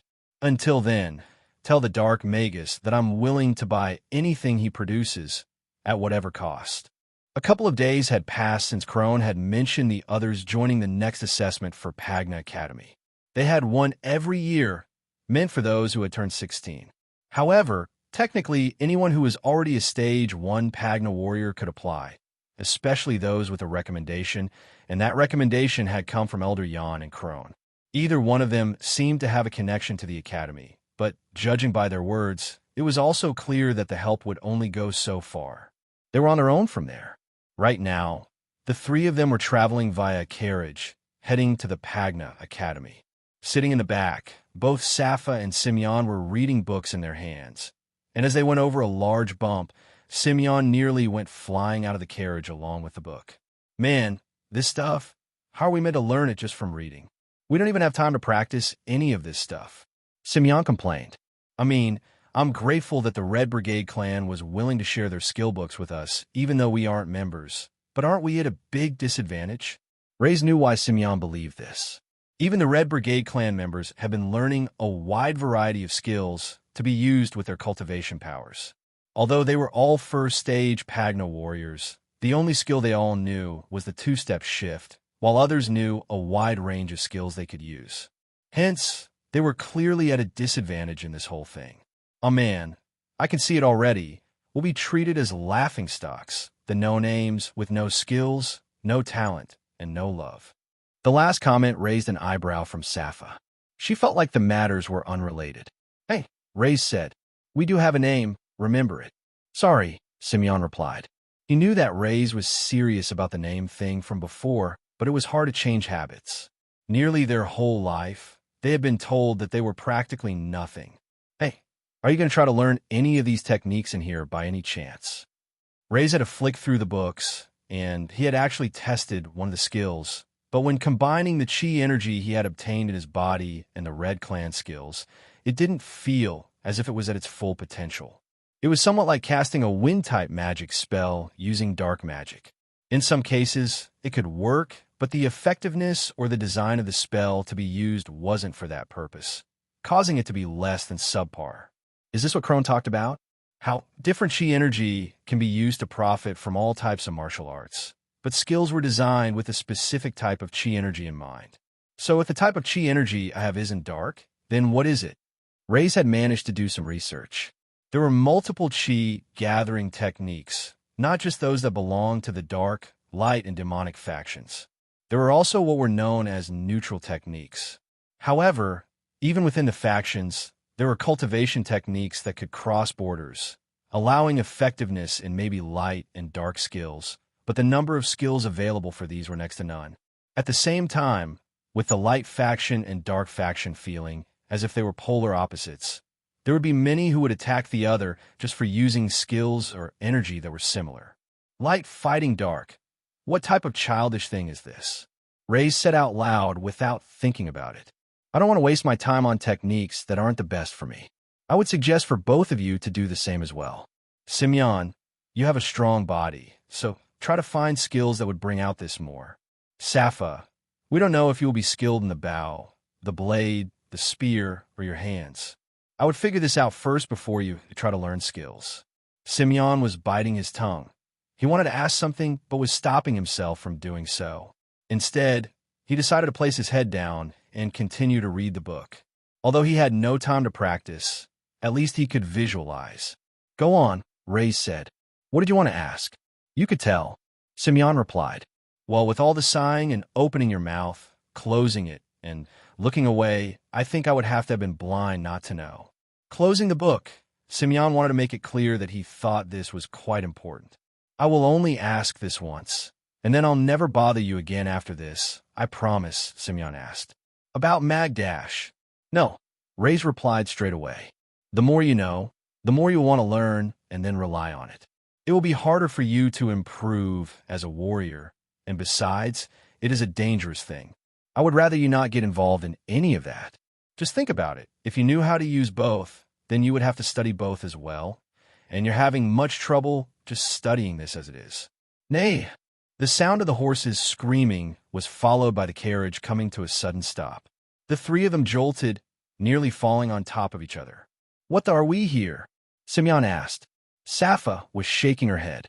The journey was a long one, and although they had been traveling for a while now, they still had a few hours before they would reach their destination. Peeking out the window, she could see that they were still in the middle of the forest. This was when Simeon decided to stick his head out of the window.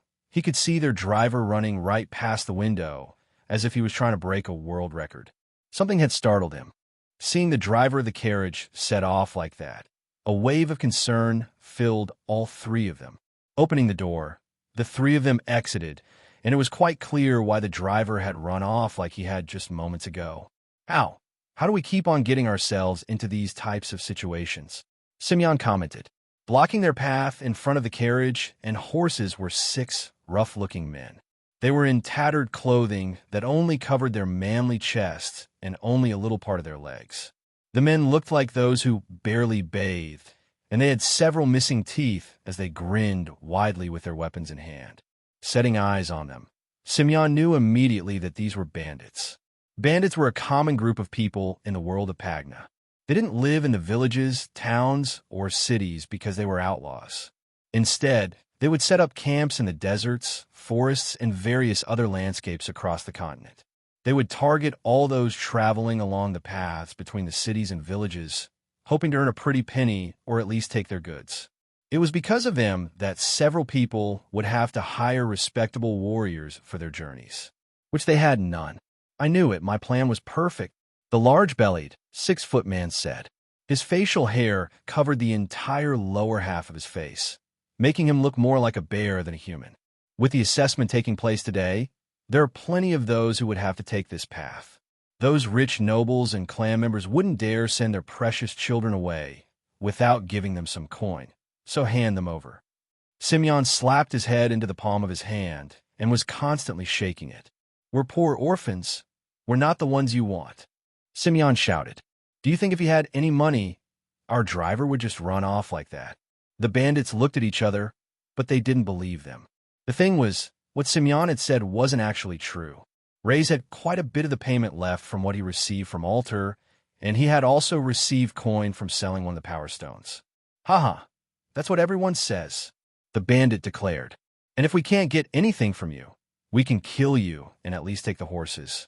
2 bandits went toward the horses but stopped in their tracks when Raze turned his head and glared at them.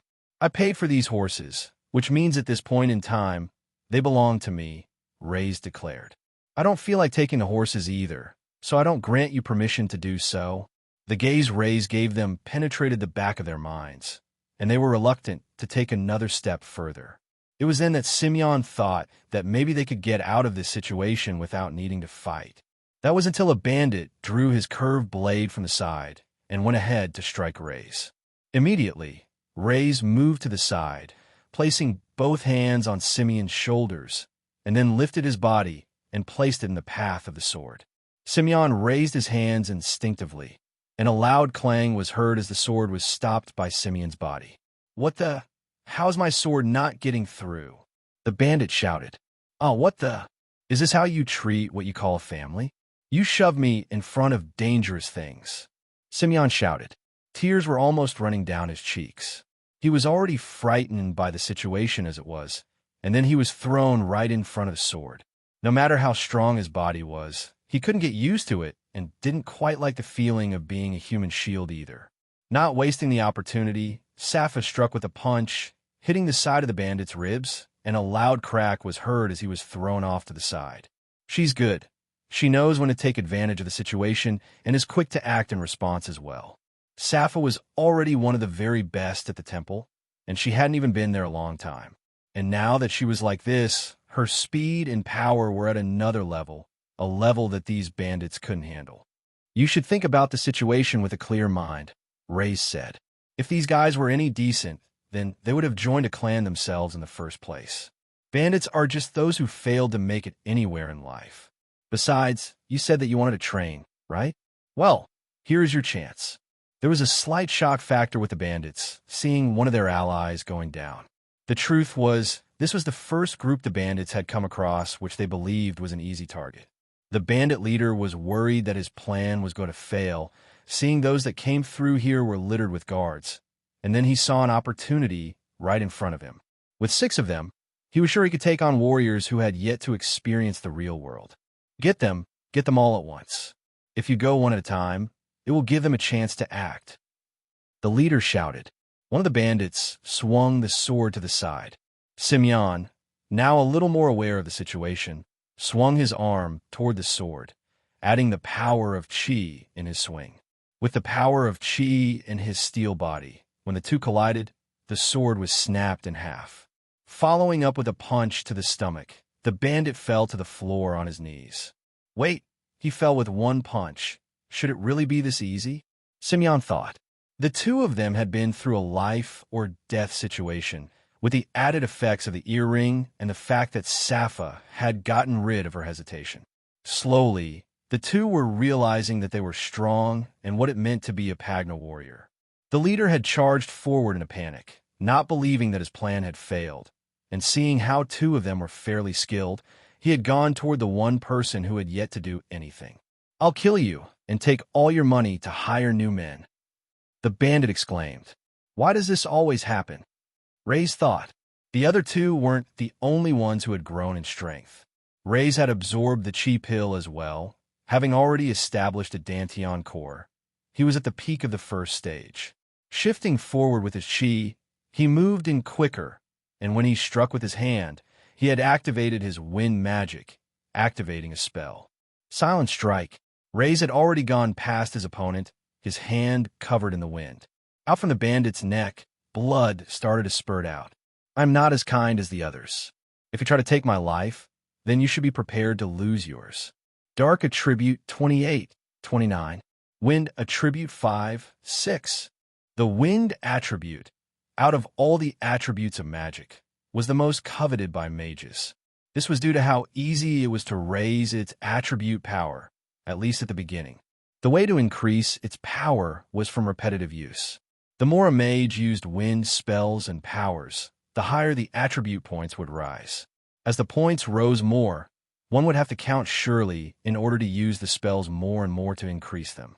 So although it was quick to grow at the start, the progress did slow down drastically as time went on. For Raze, it wasn't something he could do in his current situation.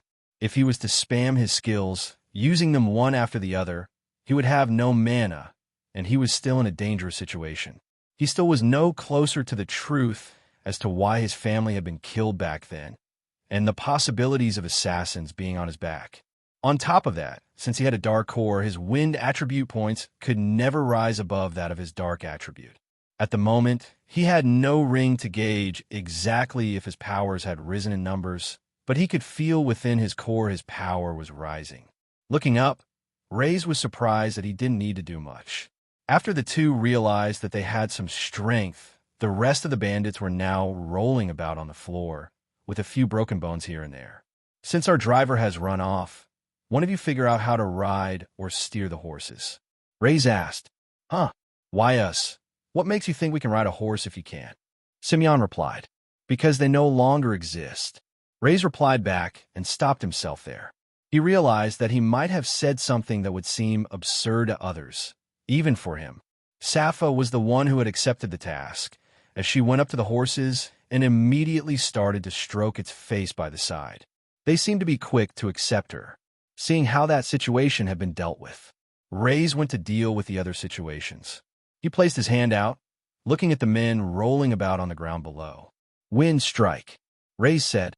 A small gust of wind pushed out from Raze's hand, and when it pressed against the neck of the man on the ground, it had cut through the skin, making a large cut. The attack wasn't deep enough to go right through, but it was enough to send him to his death. After one had passed, Raze walked over to another bandit and placed his hand out again. With the mana regain effect, it wasn't a problem since he wasn't using much mana either. What are you doing, Raze? Simeon shouted. They've already been taken care of. These guys, they can't even fight back. There's no reason to kill them. Before attacking, Raze lifted his head, looking at Simeon again. Are you still going to do this after last time? Raze said, I told you before that if we let these people go, they will only return to do more damage to us. You should know what these people are like based on how they acted now. I know, but taking a life, don't these people have a family that cares about them? Don't you feel bad for those that will miss them when they are dead? Simeon asked, and what about what they have done? Raze replied, do you think they felt bad when they killed others? When they stole their money? Do you think they would have felt bad when they took our lives as well? You have to think, if we didn't stop them or take them out, think about how many more people they would hurt. And think, if we don't get rid of them now, there would be more than just us that are hurt by them. Simeon was finding his own emotions conflicted. It wasn't because he thought what Raze was saying was wrong, but it was more so that he found doing all of this too easy. Simeon, Raze called out while he held out his hand. You promised your loyalty to me. I won't ever force you or Sappho to do things you don't wish to do. I'm not that type of person, but I don't want you to get in the way of me doing things the way I do them. There is always a reason for my actions. I will protect those I promise to protect, including you too, and if that means I have to become a villain in everyone else's eyes, including you too, then so be it. Wind strike. The attack left Raze's hands and struck another one of the bandits, leaving it to Raze. After that conversation, Simeon didn't know why, but he almost felt sorry for Raze, that he had to carry all of it on his shoulders. Simeon waited inside the carriage, and after everything was done, Raze had entered. With using his wind powers and having completed the condition for the darkness attribute, he had seen another increase. Darkness attribute, 29:30. Wind attribute, 6:7. The carriage was off, with Sappho at the reins. The ride was just as smooth as with a professional driver. It was quite amazing that someone was able to control animals so well, especially one who would have never interacted with them. The more Raze was hanging around Sappho, the more he thought she suited the qualities of the light attribute. But just as it said to Simeon before, he believed that it was true for her as well, and she needed to choose her own way. The ride was mostly silent between Raze and Simeon in the back. The whole situation felt a little awkward after their talk. That was until finally they had come to another stop again. Don't tell me it's bandits again, Simeon said, shoving his head out of the window, but it wasn't bandits at all. Instead, he could see a large wall and a gate, surrounded on its own island of sorts, and an even larger building that towered over the gates. It's the Pagna Academy. The carriage had stopped in its tracks, even though it had yet to meet its destination. and there was a good reason why. Not even Raze could blame the horses for not wishing to move any further, because there was a strange feeling about the entire place. The carriage had been traveling somewhat up a mountain for a while and eventually came upon level ground. The green and forest-like area that was around them before had disappeared, and now the ground was a hardened black, made out of some type of rock. When the three descended from the carriage, the horses lifted up their front legs and quickly turned around, running off with the carriage heading back in the direction they had come from. "Well, if that's not a warning that we shouldn't be here, then I don't know what is," Simeon said. "Maybe it's the fact that this place looks even creepier than Ray's face at times." Simeon had turned around and could see the blank stare Raze was giving with that comment, and now he honestly wasn't so sure what was creepier. The Pagna Academy was placed on what looked like a large piece of floating rock at first glance, but that was clearly impossible. It did make one wonder how the Academy had come to be, though. The land that they were on continued, and it looked like a type of bridge was heading to the centerpiece of land. On either side of this bridge, it looked like there was nothing but a thick fog. A drop down, it felt like he would never be able to get back up. This was true on either side, and even when looking down, it was almost impossible to see where the bottom ended. Similar to the strange bridge in front of them, there were also 4 more bridges, each connected to the main large piece in the middle. The island was not small by any means, and the word island was quite accurate to call it. Even from the front, it was impossible to see just how far back the place went. A large wall covered several buildings, with one in particular that was stationed on top of a type of hill that stood out. It looked to be more than just an academy and included nearly an entire living area. "At least we know we're in the right place," Simeon said, as he looked at people walking past on foot, in and out of the large bridges. It was wide enough to fit at least 6 carriages at the same time, and one side was being used to filter people in and the other to filter people out. There were also small bases that were built around the area, almost like small villages. From the looks of things, people would park their carriages there and then walk, perhaps to stop what was happening to them. As the 3 of them were still taking in the giant sight in front of their eyes in amazement, they were seeing many people walking right past them in different colored clothing and cloth, with an emblem on their clothes as well. It wasn't just one way either. Several clan members and Pagna warriors were coming back out, returning from where they had come from as well. From the look of things, I guess only those who are to attend the academy can come with them, so they're sending back the rest of the members. That makes things a little easier. As Raze walked forward, the other 2 quickly picked up their pace and followed him, just walking past the other warriors. Immediately, Raze knew that he wouldn't be a match for them. What Crone had said about the world being a small place, about the Red Brigade clan being next to nothing, he could tell he was right. This world is more dangerous than I thought. There are many Pagna warriors who are at a strength far greater than that of the head Elder Yon. If I want to survive in this world, I need to regain my strength quicker. Heading at the gate, there were several guards who wore nothing but plain black clothing with no symbol on their uniform. From what Crone had mentioned, this was because it was a place where multiple clans sent some of their members to work.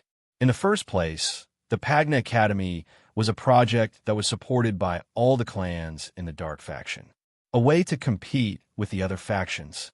The plain uniform was to try and make the whole thing as unbiased as possible, but that would be next to impossible. Set up at the front gate was a table of sorts. A man who was writing everyone's name in ink. Those taking part in the assessment were to register themselves, and their guardians were sent away. It was time for them to take part in the academy assessment, but while lining up behind all the other students, there was something on his mind, something he hadn't informed the others about. After defeating the bandits, Raze had decided that the dead no longer needed their items, and the items they had were taken from others in the first place. Taking their items, he had stored them in his robe. He left most of the junk. While going through everything, though, he had found a letter. A scroll would be more accurate. Upon looking at the scroll the bandits held, the information was quite fascinating. A request from the Crimson Crane. Any information on the person named the Dark Magus will be rewarded.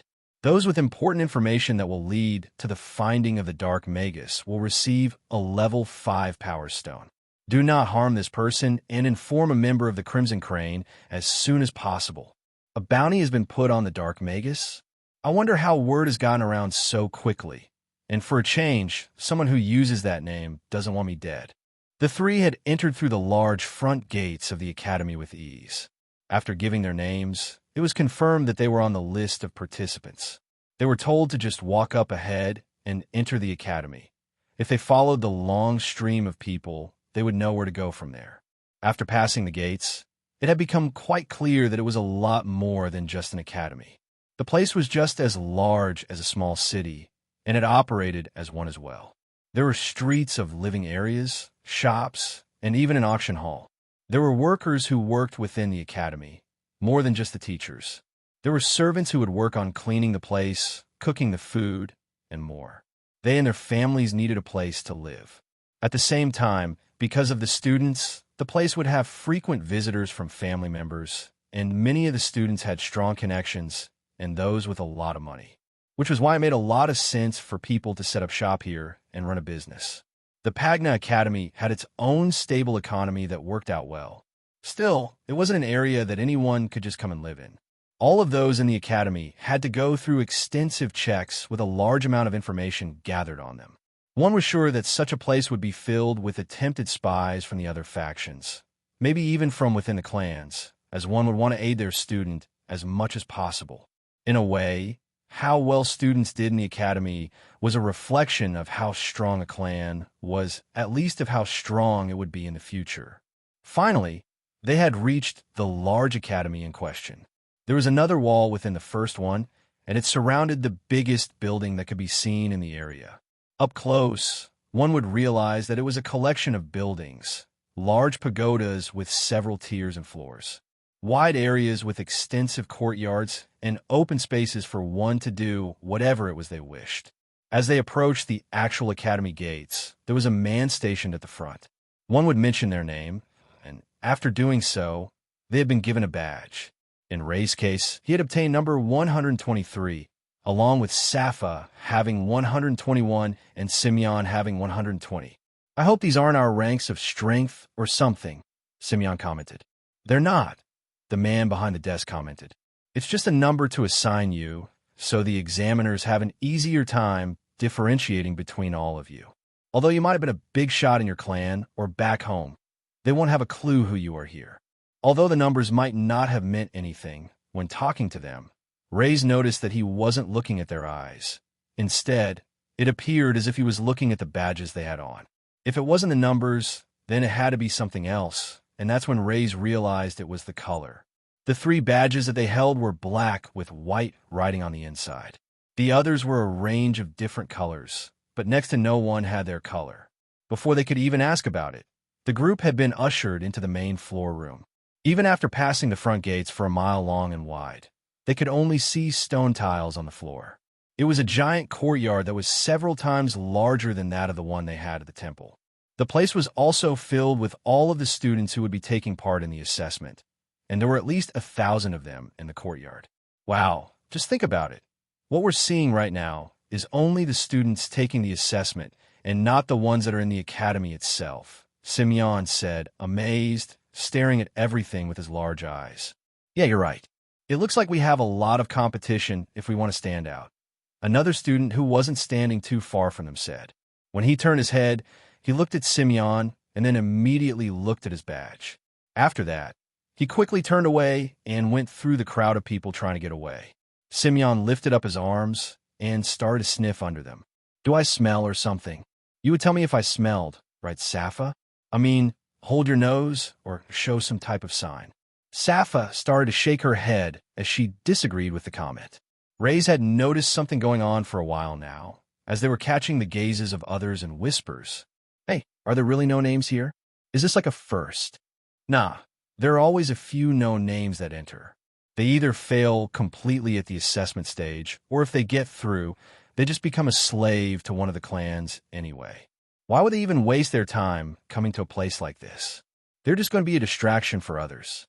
Coming here with no name is going to be worse than hell for them here. What Crone had informed them of was true.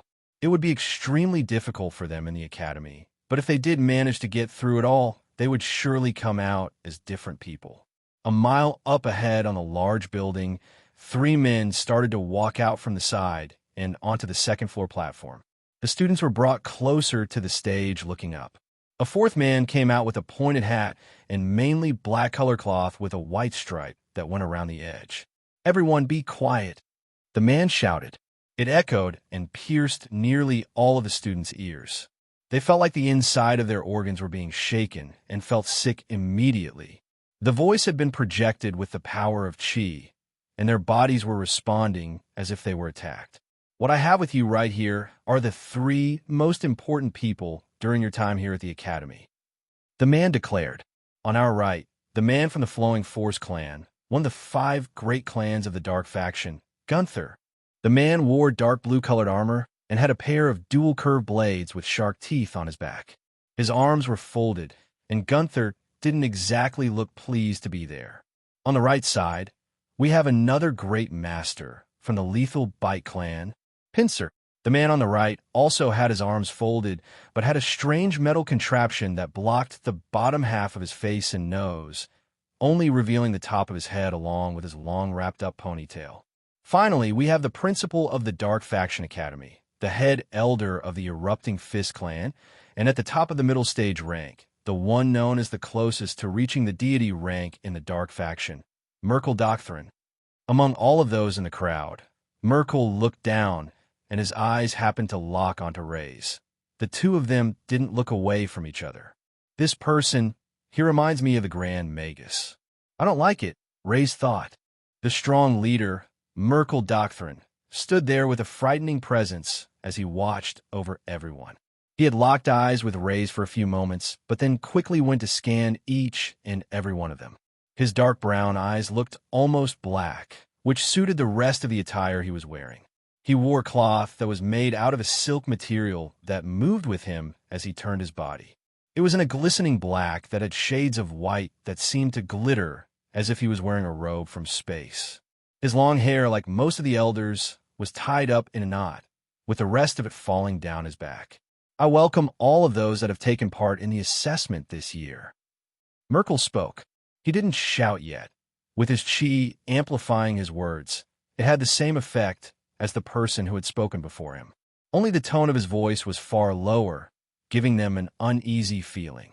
A large amount of pressure was felt on top of their heads, and many of them wanted to fall to their knees because of this. The assessment is to evaluate whether or not you have the ability to not just enter the Pagna world, but to become useful to the Dark Faction in its struggle fighting off against the light and demonic factions.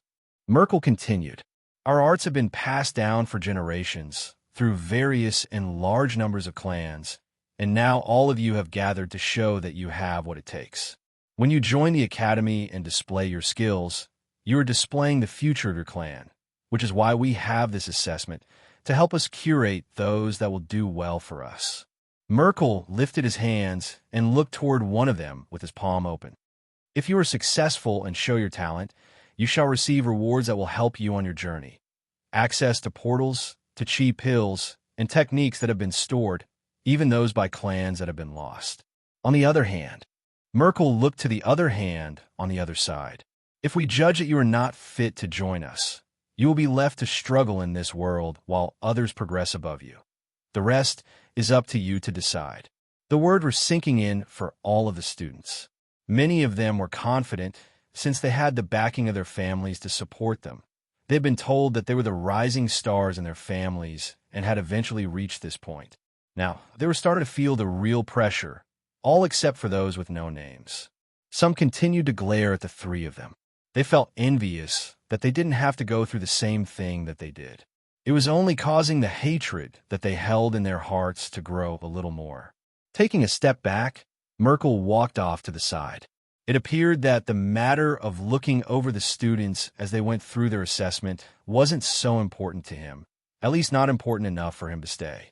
Instead, one of the other 2 that had arrived on the platform with him stood forward. "Gunther, there are 3 parts to the assessment before you are able to join the Pagna Academy. How you perform in all of them will value your position in the Academy. However, for the first assessment that I am in charge of, if you do not pass this, it is an instant fail." Nervous looks were exchanged among the students in the courtyard. "What? just for one assessment. That's not really fair. You were the ones that accepted our family donations. You guys are also the ones that accepted our invites, and then you turn us away just like that. The first assessment. Gunther yelled through all of the talking. He really didn't have the patience for all of this, after having been blackmailed and dragged here pretty much against his will. The first assessment will be ensuring every single one of you is a first-stage Pagna warrior. I will not accept anyone who is close to a breakthrough or has a strong foundation but has not fully formed their Danteon. That is all.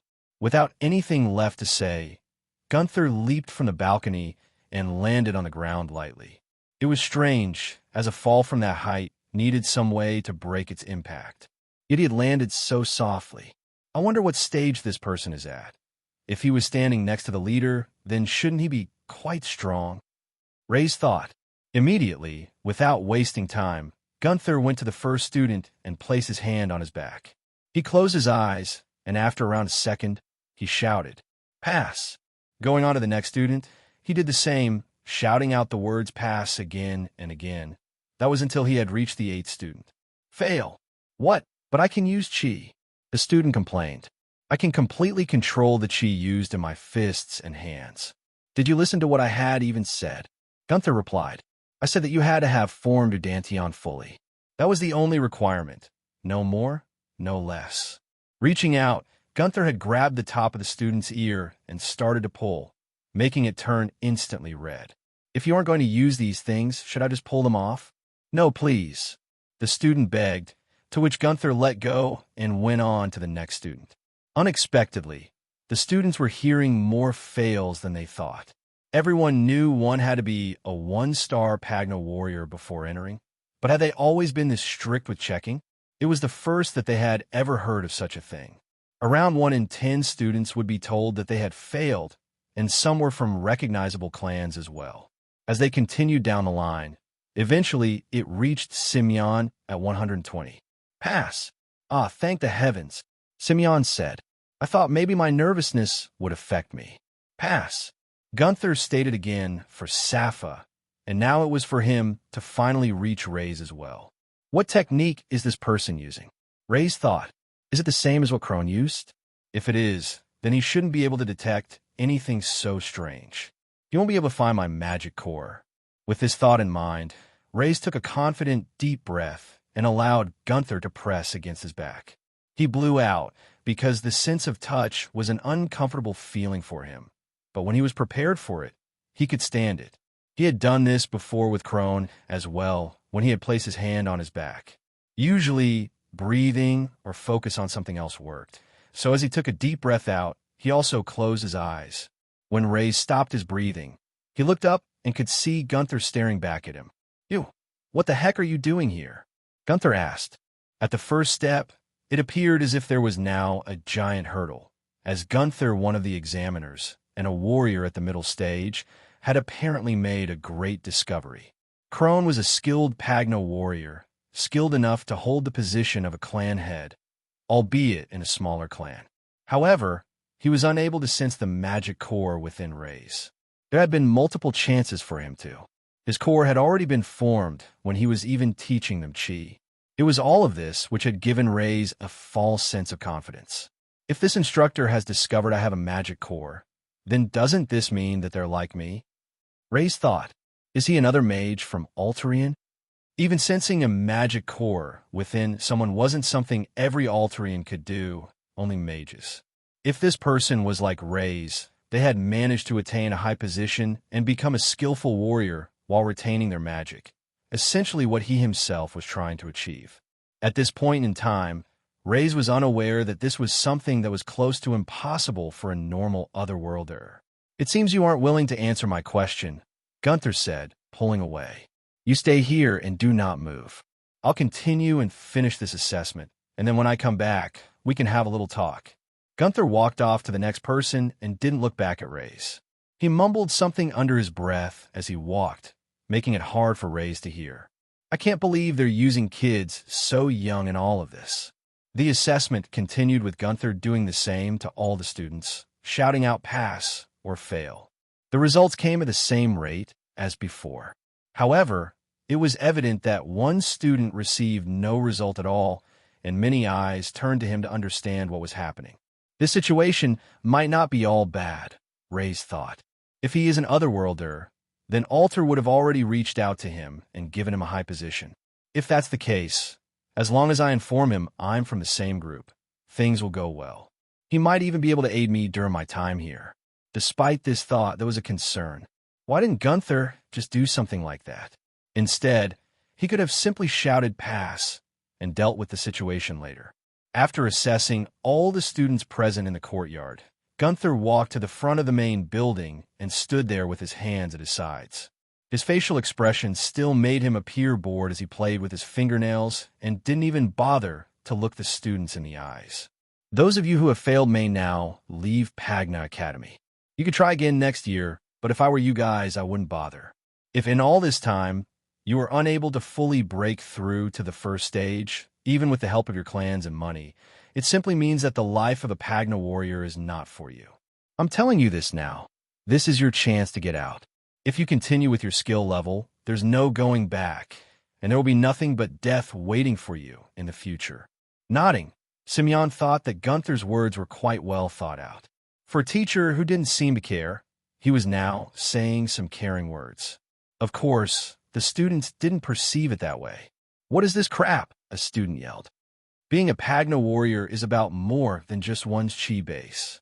I didn't even get to show my skills, what I can do, or my potential. Yeah, and he and I are from the same clan. Another student pointed. I've beaten him in sparring every single time, yet he's allowed through while I'm not just because of this stupid test. A vein appeared on Gunther's head as he was beginning to lose his patience. What has happened to these kids, to the Dark faction? They should all know who I am, and outside, they would bow down as I walked. Yet here, just because these spoiled brats haven't gotten their way, the decision they wanted, they're questioning my judgment. If you want to complain about it, then take it up with Pincer. I've said my part. A crowd of disgruntled students immediately formed around Pincer, while Gunther made his way over to Raze. The rest of you, prepare yourself for the next part of the assessment. Remember, there are 3 stages, and that's just off this initial part. The students started talking to each other, discussing past test events, and sharing information to increase their chances. 5 students stood apart from the others, each wearing a white badge with a black number from 1 to 5. 3 were male, and 2 were female. They were the top disciples from the 5 major clans of the Dark faction. One of the disciples, named Mada, had short, dark, spiky blue hair. He kept an eye on Gunther as he approached the student named Raze. That badge, that's surely a no-name, Mada thought. Why will my brother be bothering with someone with no name when he didn't even look at me once? Hey, what's up with your brother? Another one of the 5 disciples, Rictor, asked. He was the tallest of the disciples, a head taller than the rest, and looked the most mature. He stood up straight and tall, exuding an elegant aura that made him appear more feminine than masculine. Do you know that no-name, or what? I'm surprised to even see a few of them here. Mata wasn't sure. His brother, being the next planned head, was allowed to act in his own way. The 2 of them had a distant relationship, but many had treated him with respect. Even the other disciples didn't want to get on his bad side, as they knew his brother was one of the teachers and had joined as a high official at the academy. The only no-names we have in our families are servantsome maids or slaves. You probably just noticed something, that's all. Before Gunther approached, since Simeon and Safa had already passed, Raze had given them the signal to try and stay away from him, as things could get a little dangerous. Now, are you going to tell me what you're doing here, or is it something I'm going to have to force out of you? Gunther asked, reaching out his arm. Instinctively, Raze took a step back, not wanting to be touched, but he knew that was probably a bad move. I'm sorry, I don't know what you mean. I joined the academy because I wish to enter it to become a Pagna warrior and make use of the resources that you have here, Raze answered. It was the honest truth, and if Gunther worked for Pagna, maybe that would satisfy him. Gunther started scratching the side of his head, rather vigorously, though. Are you seriously playing stupid right now? Gunther asked. Do you seriously not know? You're a no-name, aren't you? Wait, so that it could be possible. Who taught you to cultivate? Someone must have if you already have your Danteon formed. Raze was taken aback. The question wasn't about his magic core. It was about his Danteon instead. If that was the case, then what was so strange about it? Wait, I didn't cultivate my core with the dark essence cultivation technique like Sappha and Simeon. Could it be possible? Can he discern the energy within me? Raze found himself gripped by uncertainty. He didn't even know the nature of the energy within him, and worrisome thoughts raced through his mind. While he had attempted the cultivation technique, he remained oblivious to the faction it belonged to.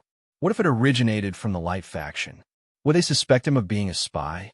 Was that why Gunther's behavior had taken such a suspicious turn? The pieces of the puzzle were starting to fall into place. However, Raze realized there was one way to throw Gunther off his trail. Given his obscure status, he had a plausible excuse. I stumbled upon an old book, Raze replied cautiously. I'm affiliated with a temple, part of an orphanage group. During an exploration, I came across this book and began experimenting with the techniques it contained. Is there something wrong with the cultivation I've been using? Gunther began to tap his upper lip in contemplation. Originally, he had suspected Raze of being a spy, but spies operated far more cautiously than this. They would have been aware that someone within the academy could discern the energy used. Spies were extensively trained to employ their skills while concealing their true faction affiliation, utilizing dark faction energy. This situation didn't fit the profile of a spy. Raze could have detected the energy reading during the testing and left at any point, but he hadn't. Kid, Gunther began slowly. You have no inkling, do you? The bewilderment on your face says it all. The energy within you and the cultivation technique you employed, it's from the demonic faction.